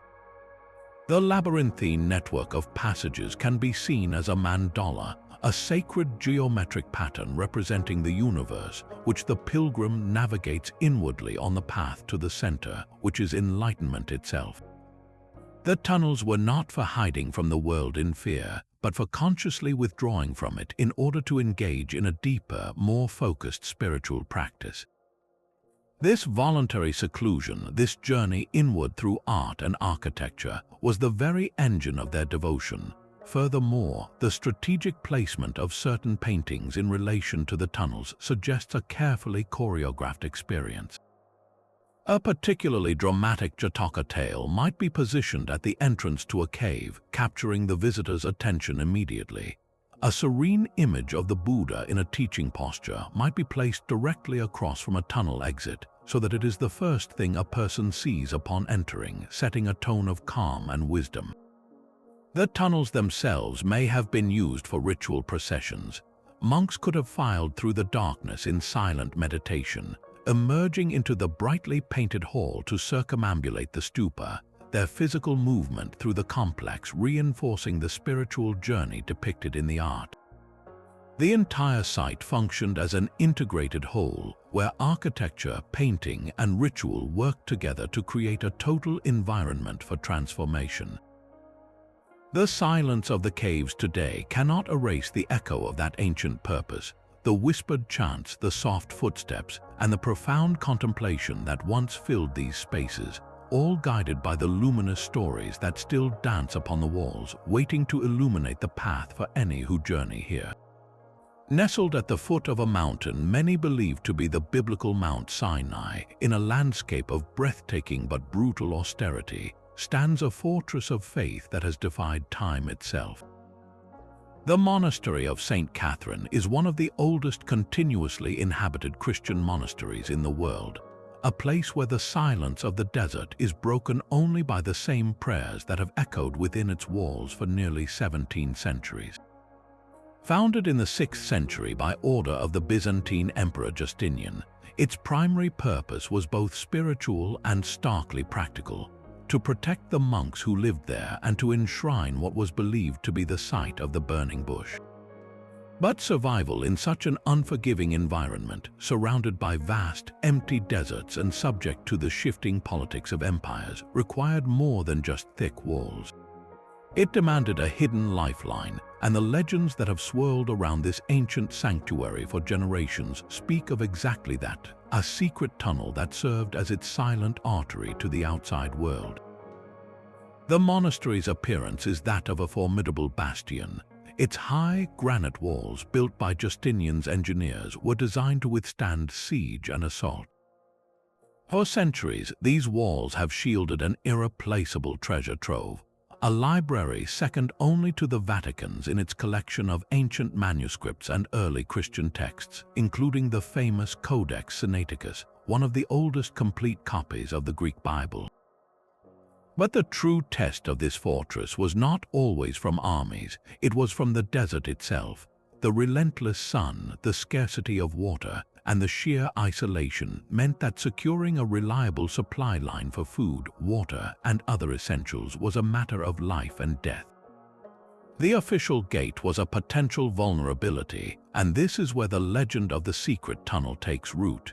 It was said that a hidden passage, known only to the abbot and a few trusted brothers, ran from deep within the monastery's confines to a concealed location outside the walls, perhaps in a nearby wadi or a hidden cave.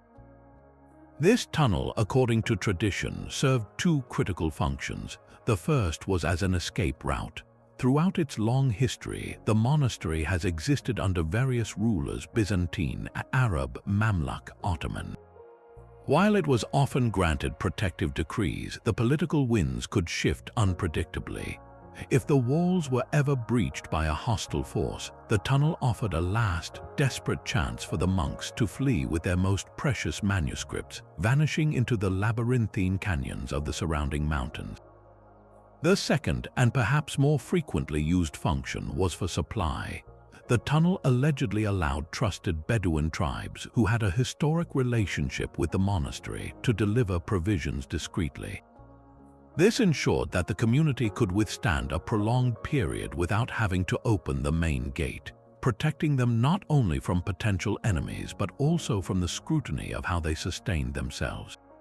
It was a system built on absolute discretion, a secret handshake in stone and sand. The plausibility of such a tunnel is high. The monastery is built on sloping, rocky ground, making subterranean engineering feasible. Furthermore, the concept aligns perfectly with the practical realities of desert monasticism. Water, the most precious resource, was channeled and stored in cisterns within the complex. A hidden access point to an external water source or a secure way to receive deliveries without attracting attention would have been a strategic masterpiece. While the monastery authorities, in keeping with centuries of tradition, are characteristically silent on the matter, visitors and scholars have noted curious architectural features: blocked up archways in the foundations, sections of the ancient walls that seem to lead nowhere, and local Bedouin stories passed down through generations that speak of a path of the monks, known only to a select few. These clues are tantalizing, suggesting that the legend is woven from threads of truth. The enduring power of the St. Catherine's Tunnel story lies in what it represents, the ultimate expression of a community's will to endure. It wasn't just about hiding from physical danger. It was about preserving a way of life and a repository of knowledge against any and all threats, whether they came from the sword of an invader or the silent, creeping starvation of the desert. The tunnel symbolizes the delicate, essential balance the monks had to maintain, being open enough to the world to survive, yet closed enough to protect their sacred purpose. It is a testament to the idea that the most resilient communities are those that know when to open their gates in welcome, and when to retreat into the safety of the shadows, their continuity assured by secrets buried deep beneath the sun-baked stones. Beyond the formidable walls of St. Catherine's, the true treasures that demanded such protection are not made of gold or silver, but of living greenery and fragile parchment. The monastery's very heart is a small, secluded garden, and at its center grows a gnarled, ancient raspberry bush. This, according to unbroken tradition, is the direct descendant of the original burning bush, the very plant from which God is said to have spoken to Moses. For the monks, this is not a relic to be displayed behind glass. It is a living, breathing connection to a foundational moment of faith. Its preservation through 17 centuries in a harsh desert climate is seen as a miracle in itself, a constant, quiet testament to the sanctity of the ground on which the monastery was built. Protecting this living symbol from being trampled by invaders or pilgrims, or from being stolen or desecrated, was a sacred duty. While a hidden tunnel might not directly shield a bush, it would have protected the community tasked with its care, ensuring that the knowledge and reverence for this site could be passed down generation after generation, even when the world outside was in turmoil. Yet, if the bush represents the spiritual heart of St. Catherine's, its library is the intellectual mind. This collection is nothing short of a time capsule, a silent witness to the entire history of the book. Its crown jewel, discovered by a German scholar in the 19th century, is the Codex Sinaiticus, a Greek manuscript from the 4th century that is one of the two oldest complete copies of the Christian Bible in existence. But the importance of the library extends far beyond this single, famous volume. Its shelves hold over 3,000 manuscripts, a treasure trove that includes palimpsests, parchments where older, scraped-away texts hide beneath newer writing, revealing lost works of literature, philosophy, and early church history through modern imaging technology. There are ancient medical texts, classical Greek works, and liturgical books in a dozen languages, from Syriac to Georgian, reflecting the monastery's role as a crossroads of cultures on the ancient trade routes. The survival of this fragile collection through countless periods of danger is the real mystery. Parchment is incredibly vulnerable. It can be destroyed by fire, rendered brittle by dryness, or reduced to moldy pulp by humidity. An invading army would have seen these books not as knowledge, but as kindling or as symbols of a faith they might have sought to extinguish. This is where the legend of the tunnel transforms from a convenient story into a plausible necessity. When a dust cloud signaled the approach of raiders or an army, the monks would have faced a race against time. The most precious codices, like the Sinaiticus, were far too heavy and numerous to be carried away across the open desert. The only logical sanctuary was down, a hidden tunnel leading to a subterranean vault carved deep into the cool, stable bedrock beneath the monastery would have provided the perfect refuge. Imagine the scene, a silent, urgent chain of monks passing these irreplaceable texts hand over hand down a narrow, dark staircase, sealing them behind a stone door in a chamber whose location was a closely guarded secret. The invaders might sack the upper levels, but they would find only empty scriptoriums, the soul of the place having vanished into the earth. The library's survival also hints at a more subtle use for a secret passage, not for emergency hiding but for discreet acquisition. Over its long history, the monastery became a sanctuary for manuscripts from other communities that were less fortunate. When other libraries in Egypt and the Levant were threatened by persecution or war, it is believed that their treasures were secretly transported to the safety of St. Catherine's. A hidden tunnel, emerging at a remote location away from the main gate, would have been the perfect conduit for such a sensitive operation. A trusted emissary from a doomed monastery could arrive under cover of darkness, his precious cargo hidden from prying eyes, and transfer it directly into the hands of the Sinai monks without the transaction ever being recorded or observed. In this light, the tunnel was not just an escape route, it was an artery for the preservation of knowledge, a secret pipeline through which the endangered wisdom of the ancient world was funneled into one of the few places strong enough to protect it. The silent, dry air of the hidden vaults did more than just preserve ink and parchment. It preserved voices and ideas that might otherwise have been lost forever, all because a handful of monks knew of a doorway in the rock that led to salvation. While the deserts of Sinai and the cliffs of Meteora represent one kind of fortress, the spiritual landscape of Eastern Europe holds another, one that turns not to the sky or the sand for its power, but directly downward into the cool, dark earth. In the heart of Kiev, the capital of Ukraine, lies a monastic complex that is perhaps the most poignant example of tunnels designed not for escape from an enemy, but for a confrontation with the self. The Kiev Pechesk Lavra, often translated as the Monastery of the Caves, is a sprawling complex of golden domed churches above ground, but its true heart and origin lie in a labyrinth of narrow, subterranean passages that stretch for hundreds of meters deep beneath the city. Founded in the 11th century, the Lavra began not with grand architecture, but with a single monk seeking solitude in a small cave dug into a hillside overlooking the Dnieper River. This humble act of withdrawal sparked a movement that would create one of the most important spiritual centers in the Orthodox world, a place where the very concept of a hidden tunnel is intrinsically linked to the pursuit of holiness. The tunnels, known as the near and far caves, are not merely passages, they are a subterranean city of the dead and a highway for the living. For centuries, monks seeking the ultimate ascetic life retreated into these hand-dug corridors, carving out tiny, individual cells where they would live in prayer, fasting, and silence. The earth here provided a natural insulation, creating a constant, cool temperature and a profound quietude, ideal for contemplative life. But what makes the Lavra caves utterly unique is what happened to these monks after their death. Due to the specific microclimate of the caves, the cool temperature, the stable humidity, and the particular composition of the air, their bodies did not decompose in the normal way. Instead, they underwent a natural process of mummification. The monks were not embalmed. They were simply laid to rest in their simple cypress coffins within niches carved into the tunnel walls, and the earth itself preserved them. For the faithful, this preservation was not a curious accident of nature, but a visible sign of God's grace, a divine authentication of the individual's sanctity. This created an astonishing and deeply moving phenomenon.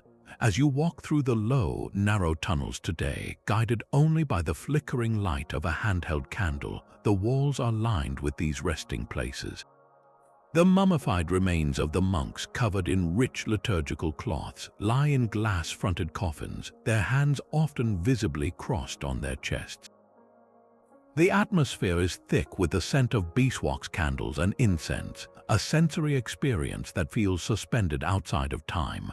Pilgrims from across the world move silently through these passages, not as tourists but as devotees on a spiritual journey. They come to pray before the relics of saints like Nestor the chronicler, who documented the early history of the region, or Saint Ilya of Murom, a figure of immense spiritual strength. This is not a morbid fascination with death, it is a profound search for connection. For the pilgrims, these tunnels are a thin place where the boundary between heaven and earth feels permeable. They believe that the saints whose physical forms are present here can intercede with God, offering healing, guidance, and miracles. The tunnels themselves are engineering marvels of faith. They were dug through a mix of clay and soft sandstone, and the builders reinforced the passageways with bricks to prevent collapse. Small, glass-covered holes were carved into the tops of the coffins, not for viewing, but according to tradition, to allow the faithful to lean down and ask for the saints' intercession, whispering their prayers directly to the relic. The network is complex, with multiple levels and side passages, and getting lost without a guide would be easy. This physical disorientation is part of the experience. It forces a slow, deliberate, and humble pace, mirroring the spiritual journey of the monks who lived and died here. The journey through the caves becomes a powerful metaphor for the path to salvation, a movement through darkness, guided by the faint light of faith toward the hope of eternal light. The Lavra's history is as layered as its tunnels. It has survived Mongol invasions, periods of suppression under various empires, and the atheistic policies of the Soviet Union, when the monastery was turned into a museum and the caves were sealed for a time. Through it all, the tunnels endured, protecting their sacred occupants. Their survival is a testament to the enduring power of this form of devotion. The Kiev Lavra presents a different answer to the question of why monastic communities built hidden tunnels. Here, the purpose was not primarily defense against a human army, but a retreat from the world for a spiritual battle. The tunnels were a tool for achieving a state of grace, and in a miraculous twist, they also became the eternal resting place that made that grace visible to all who would make the pilgrimage. It is a place where the search for God quite literally went underground, and in the profound silence of the earth created a resonance that has drawn millions upward toward hope for over 1,000 years. This deliberate descent into the earth was far more than a practical solution to a worldly threat. It was a profound spiritual technology. For the ascetic monk, the dark, cramped, and silent environment of a tunnel or a cave cell was not a place of deprivation, but a crucible for transformation. By willingly embracing physical hardship and radical isolation, they believed they were stripping away the distractions of the senses, the endless chatter of the world, to encounter the pure, unmediated presence of God. The discomfort was not the point, it was the means. The coldness of the stone, the ache of a body held in prayer for hours, the gnawing hunger from fasting, and the profound silence that amplified the sound of one's own heartbeat. All of these were tools to break down the ego, the sense of a separate self that stood between the soul and the divine. In the absolute darkness, with no visual stimuli, the mind was forced inward. There was nothing left to see but the landscape of one's own thoughts, fears, and distractions. The battle against what the Christian Desert Fathers called logizomoi, or evil thoughts, was fought in this subterranean arena. Every moment of patience in discomfort, every victory over a temptation to leave, was a step closer to achieving hesychia, the inner stillness and silence where they believed God's voice could finally be heard. This practice finds powerful echoes in many spiritual traditions. In the deserts of Egypt, the earliest Christian hermits sought out caves and tombs, believing that by confronting the literal and symbolic darkness of death, they could achieve resurrection in spirit. Their struggles against demons in the wilderness were not just allegorical. In their isolation, their own inner demons of pride, despair, and lust became palpable adversaries. Similarly, in the Buddhist caves of Ajanta, the monks' retreat underground mirrored the journey toward enlightenment, where one must navigate the darkness of ignorance to arrive at the luminous truth. The physical confinement of the tunnel became a metaphor for the constraints of the mortal body and the illusory self. By voluntarily accepting these limits in their most extreme form, the monastic sought to transcend them entirely, to experience a freedom that was not of the body but of the spirit. The very architecture of these spaces was designed to facilitate this inner work. A monk's cell in the Kiev Lavra caves was not a room. It was a niche, often so small that one could not stand upright or lie down fully. This physical constriction was a constant, humbling reminder of one's place in the cosmos, a single soul in the vastness of God's creation.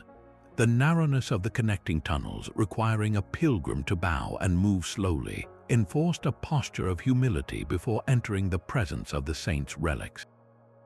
The journey itself was a form of prayer. In the labyrinthine passages of Lalibela, the act of moving through the darkness toward the light of a church was a deliberate reenactment of the soul's pilgrimage from spiritual blindness to the illumination of faith. The environment was not a passive container but an active participant in the spiritual formation of the individual, each stone and turn carefully orchestrated to shape a holy life. What seems like an existence of unbearable austerity to the modern mind was, for these individuals, a path to unspeakable joy.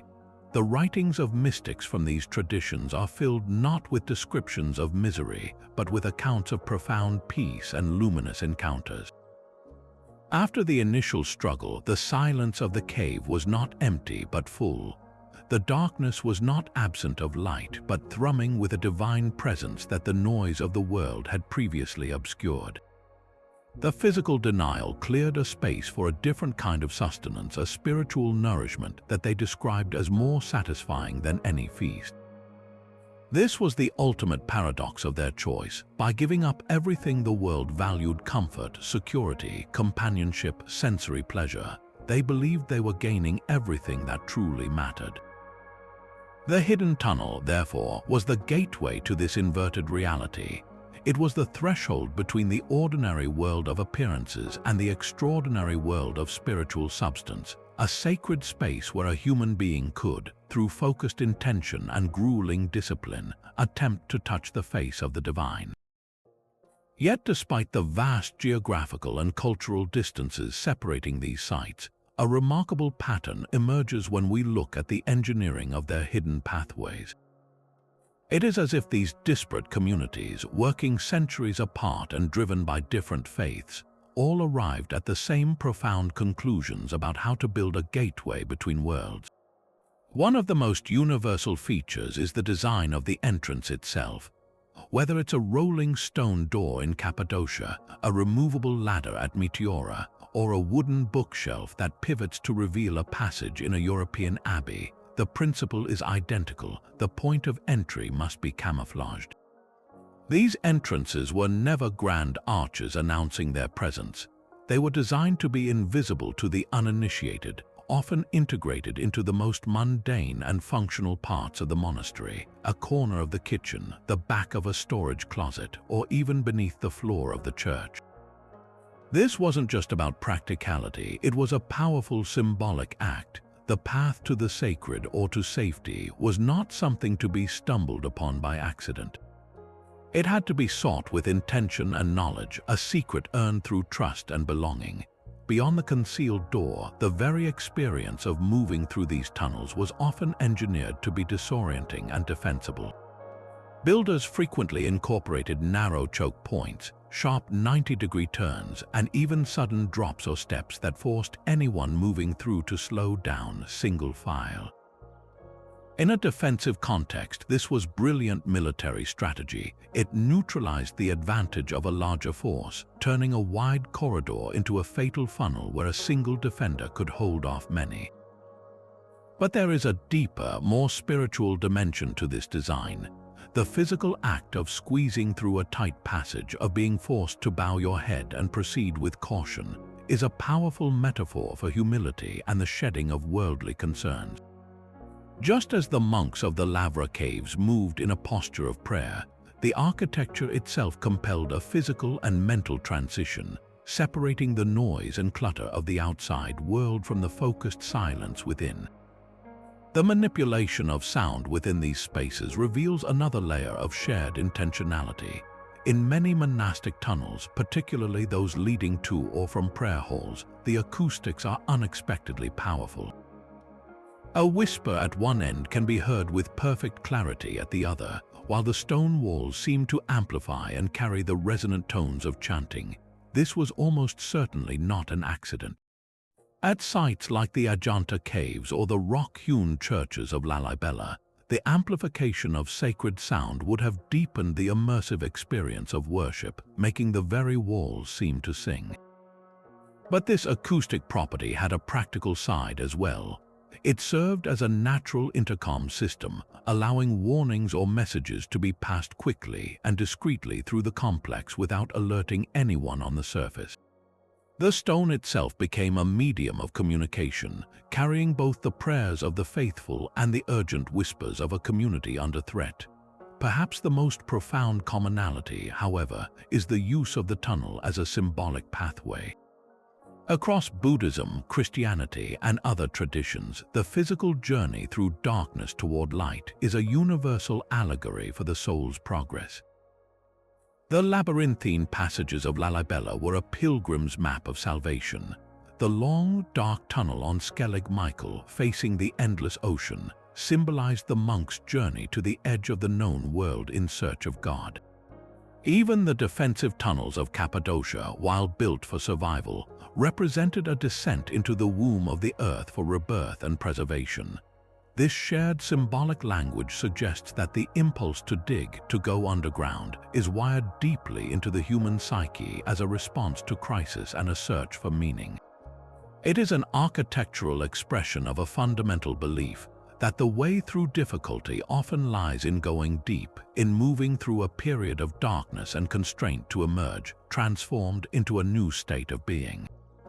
The stone and earth provided more than just shelter. They provided a canvas upon which the deepest human dramas of faith, fear, and hope could be physically enacted. So we've ventured through these incredible underground worlds, from the defensive labyrinths of Cappadocia to the spiritual pathways of Lalibela. But if we step back from the awe and the mystery for a moment, we see that these vast engineering projects, for all their symbolic weight, were ultimately driven by a set of remarkably practical, almost universal human needs. The first and most urgent of these was pure, unadulterated security. In an era before standing armies or international law, a monastery's wealth, its sacred vessels, its illuminated manuscripts, its stored grain, made it a glowing target for any passing army or band of raiders. A hidden tunnel was the ultimate insurance policy. It wasn't just an escape route, it was a psychological safeguard. Knowing that a secret path to safety existed allowed a community to live and pray with a measure of peace, even in the most turbulent of times. This wasn't paranoia, it was prudence carved in stone. The massive, rolling stone doors of Cappadocia weren't just impressive feats of engineering. They were a last line of defense, a silent promise that when the world above descended into chaos, the community below could seal itself away and survive. Beyond security from human threats, these tunnels served as a fortress against the elements and the simple passage of time. In the deserts of Sinai or the highlands of Cappadocia, a reliable supply of food and water was the difference between life and death. The subterranean world provided a natural, climate-controlled pantry. Deep within the earth, temperatures remain cool and stable year-round. Granaries dug into the rock protected precious stores of grain from pests and spoilage. Elaborate cisterns, carved with meticulous precision, captured and stored every drop of precious rainwater, safe from evaporation under the hot sun. This wasn't just storage, it was a strategy for self-sufficiency that could sustain a community through months or even years of siege or drought.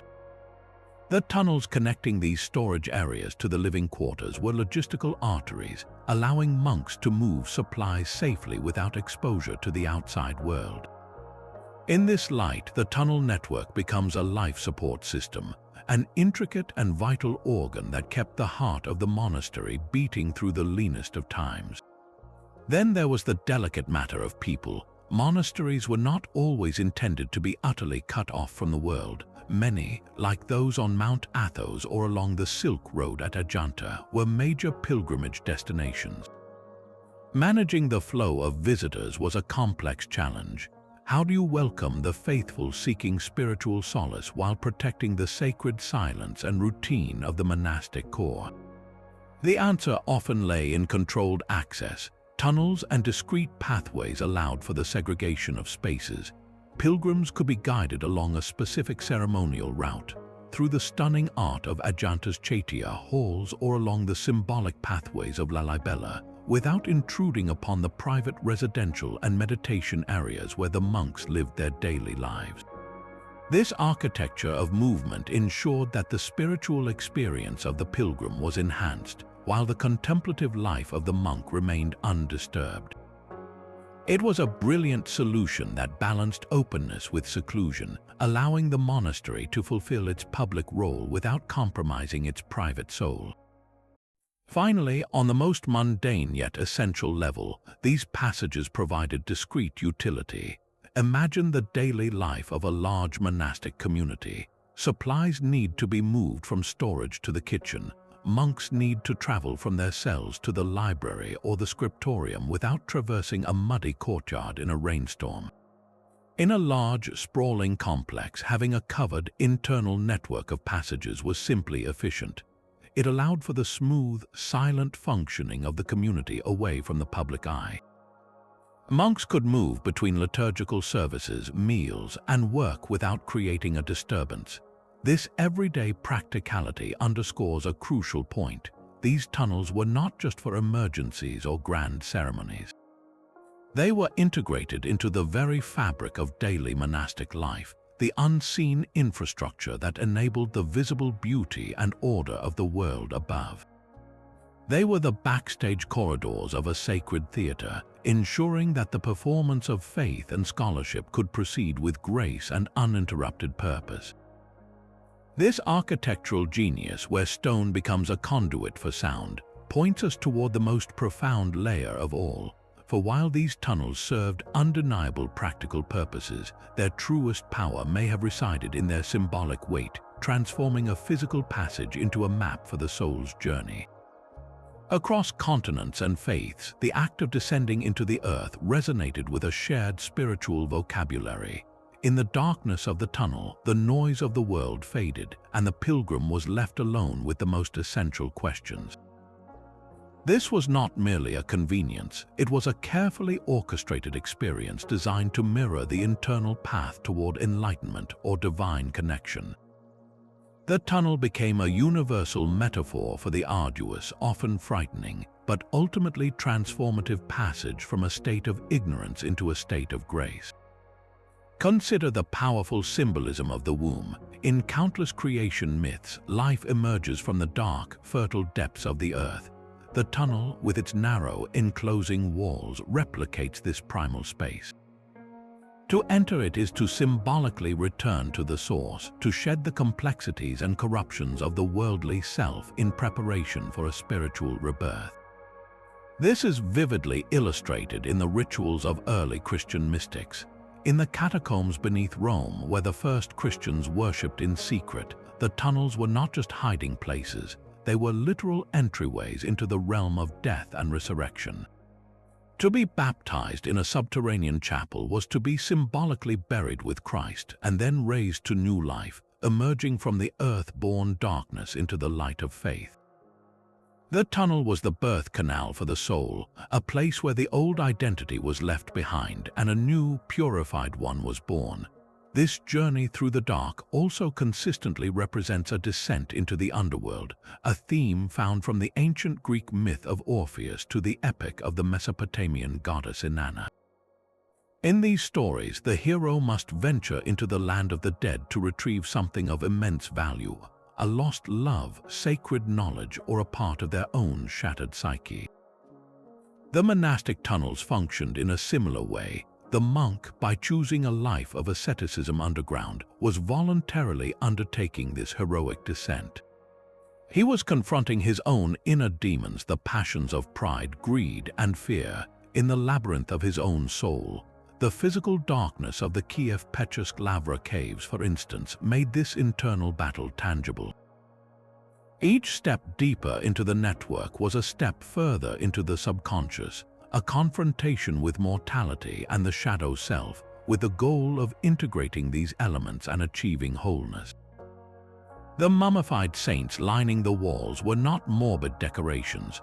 They were trophies of this victory, proof that individuals had successfully navigated the underworld of the self and emerged triumphant, their physical forms preserved as a testament to their spiritual achievement. In Eastern traditions, this symbolism is equally potent. In Buddhism, the path to nirvana is often described as a progression through various stages of consciousness, moving from the darkness of delusion toward the luminous clarity of enlightenment. The caves of Ajanta are a three-dimensional mandala of this journey, a pilgrim moving from the bright, external world into the dim, painted interior of a Chaitya hall is reenacting this internal process. The tunnel is the path of practice, and the magnificent Buddha image at the far end is the goal, the enlightened mind itself. The artwork on the walls serves as both guide and distraction, depicting the splendors and sufferings of samsara that the seeker must learn to transcend. The tunnel's constraint forces a focus that blocks out worldly distractions, mirroring the single-pointed concentration of meditation.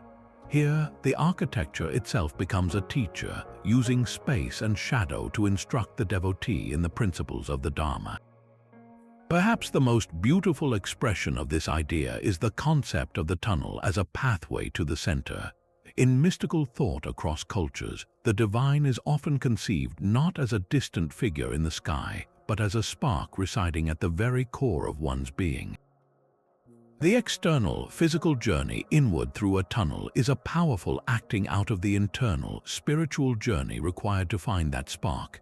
The labyrinthine passages of Lalibela, which force the pilgrim to turn and double back, are a perfect example. This is not poor planning, it is spiritual cartography. The confusing path represents the twists and turns of the spiritual quest, the dead ends of mistaken beliefs, and the necessity of perseverance. When the pilgrim finally emerges into the open space of the rock-hewn church, the feeling of release and arrival is profound. The architectural journey has successfully induced the psychological state of breakthrough, making the experience of divine presence not just an abstract idea, but a physical and emotional reality. The tunnel, in the end, was never just a corridor of stone. It was a sacred technology, a machine for generating meaning, designed to guide human consciousness through the deepest terrains of fear and hope toward a glimpse of the eternal. For centuries, the full extent of these subterranean networks remained locked in legend, their entrances forgotten and their pathways silenced by collapses and the slow accumulation of soil. To prove their existence meant committing to the massive, destructive, and often prohibitively expensive work of excavation, a gamble that could damage the very history it sought to uncover. But in recent decades, a quiet revolution in archaeological science has begun to change everything. We are no longer reliant on shovels and guesswork alone. Today, researchers peer into the Earth with X-ray vision, using an array of non-invasive technologies that allow them to map the hidden world below without ever breaking the surface. This shift from destructive digging to delicate listening is revealing secrets on a scale that earlier generations of explorers could only dream of. One of the most powerful tools in this new arsenal is ground-penetrating radar, or GPR. Imagine pushing a lawnmower-like device over the ground, but instead of cutting grass, it sends high-frequency radio pulses down into the earth. These pulses travel through the soil until they hit something with a different density, a buried wall, a void, a tunnel. The signal then bounces back to the device, creating a detailed reading of what lies beneath. It's a form of echolocation for the Earth, building a three-dimensional map of subterranean features from the echoes.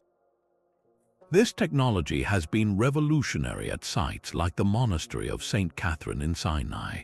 By scanning the ground around the ancient walls, archaeologists have identified what appear to be linear anomalies, straight, void-like structures running away from the complex at depth. These are the tantalizing scientific echoes of the legendary escape tunnel, its path now traceable on a computer screen, providing the first physical evidence for a story passed down for 1,000 years. From the ground, we now look to the sky for another perspective. LIDAR, which stands for light detection and ranging, is a technology that uses laser pulses to create incredibly precise 3D models of the Earth's surface. Typically mounted on an airplane or drone, a LIDAR scanner fires millions of laser points at the ground. By measuring how long it takes for each pulse to return, it can map the topography, filtering out obstructions like trees and vegetation to reveal the bare ground beneath. In heavily forested regions, such as the jungles surrounding ancient monastic sites in Mesoamerica or Southeast Asia, LIDAR has uncovered entire hidden landscapes. It can reveal the faint traces of old processional roads leading to remote temples, or the subtle topographic signatures of collapsed tunnels, long, linear depressions in the earth that are invisible to the naked eye but stand out clearly in the laser-generated digital model. It allows us to see the fingerprints of ancient engineering on a grand scale, showing how a monastery was not an isolated island, but the central node in a wider, connected network etched into the very shape of the land. The humble drone, or unmanned aerial vehicle, has become an archaeologist's indispensable eye in the sky. Equipped with high-resolution cameras and thermal sensors, drones can capture details of a site that are impossible to see from the ground. They can fly over the precarious peaks of Meteora, photographing the cliff faces from angles that reveal previously hidden crevices or man-made openings. Even more remarkable is the use of thermal imaging, especially in deserts. At night, the stone and earth cool down at different rates. A void, like a tunnel, retains heat differently than the solid rock around it. A thermal camera on a drone flown at dawn can detect these minute temperature differences, revealing the ghostly outline of a buried passageway as a faint thermal signature, a cool or warm line snaking across the landscape.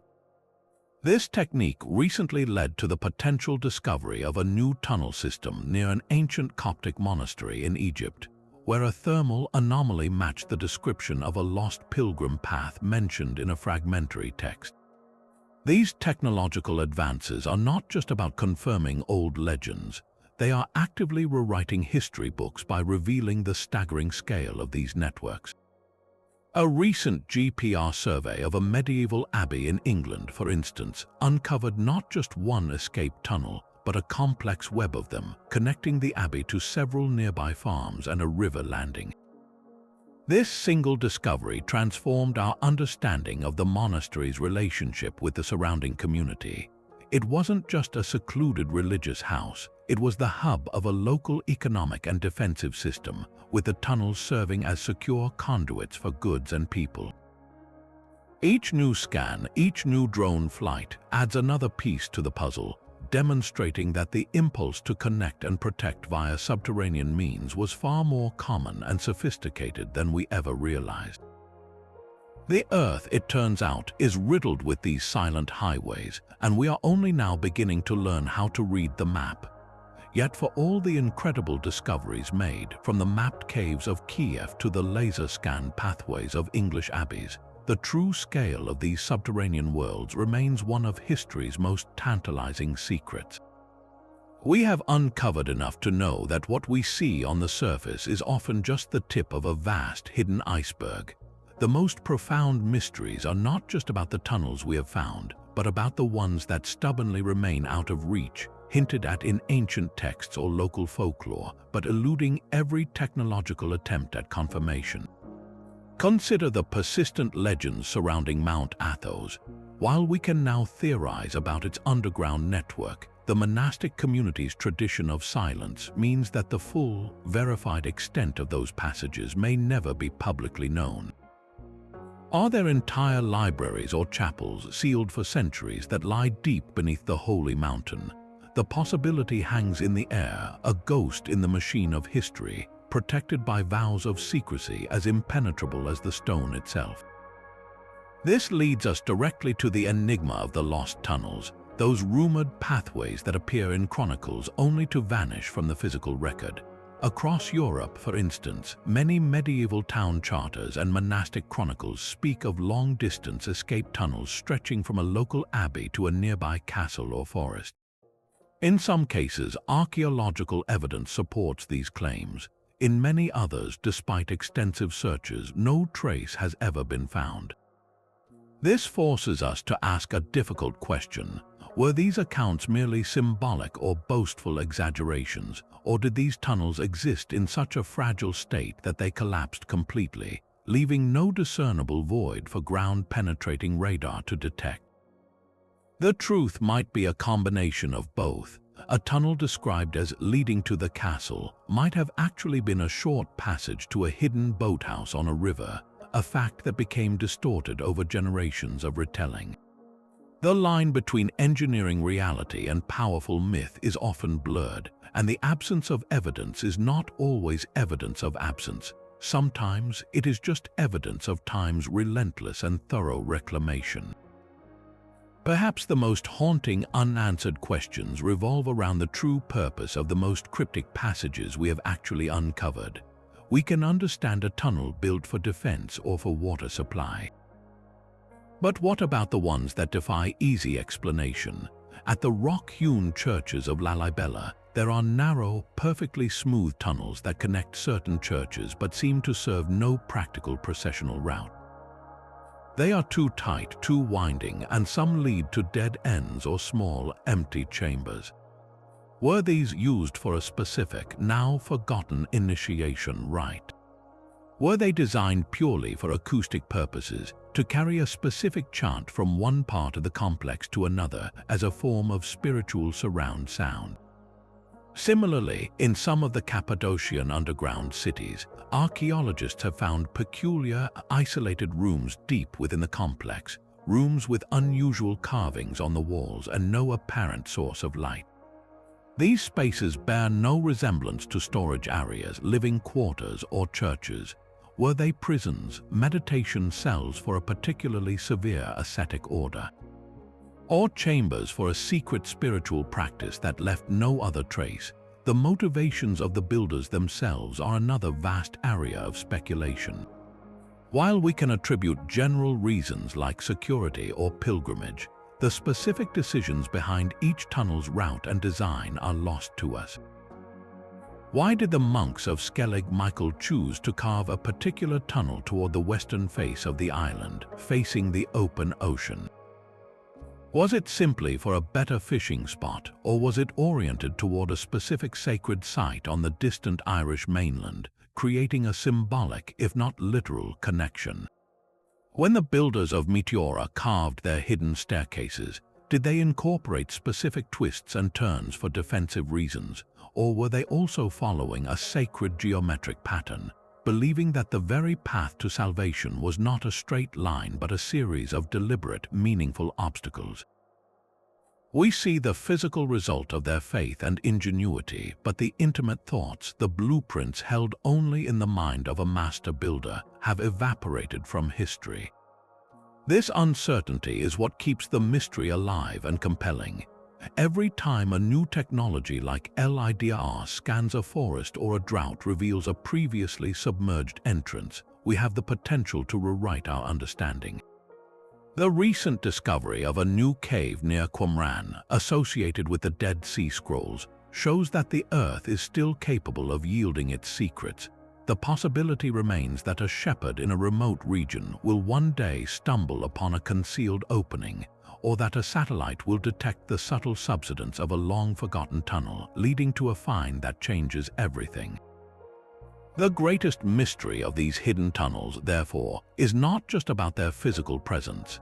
It is about the human spirit that created them, a spirit that expressed its deepest fears, its most profound faith, and its relentless drive to survive and connect, not in words on a page, but in silent, enduring passages carved into the very bones of the earth.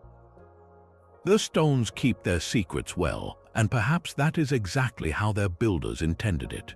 From the cloud-scraping pinnacles of Meteora to the sunken sacred cities of Lalibela, and from the silent libraries beneath the Sinai desert to the candlelit catacombs of Kiev, our journey has revealed a truth that resonates across continents and centuries.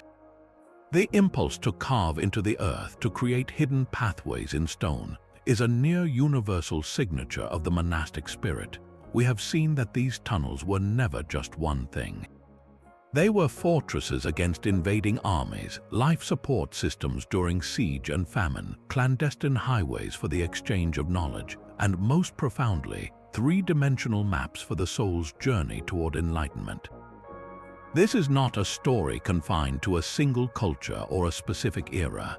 It is a recurring theme in humanity's spiritual autobiography, a testament to a shared understanding that the way to preserve light is sometimes to first go into the dark.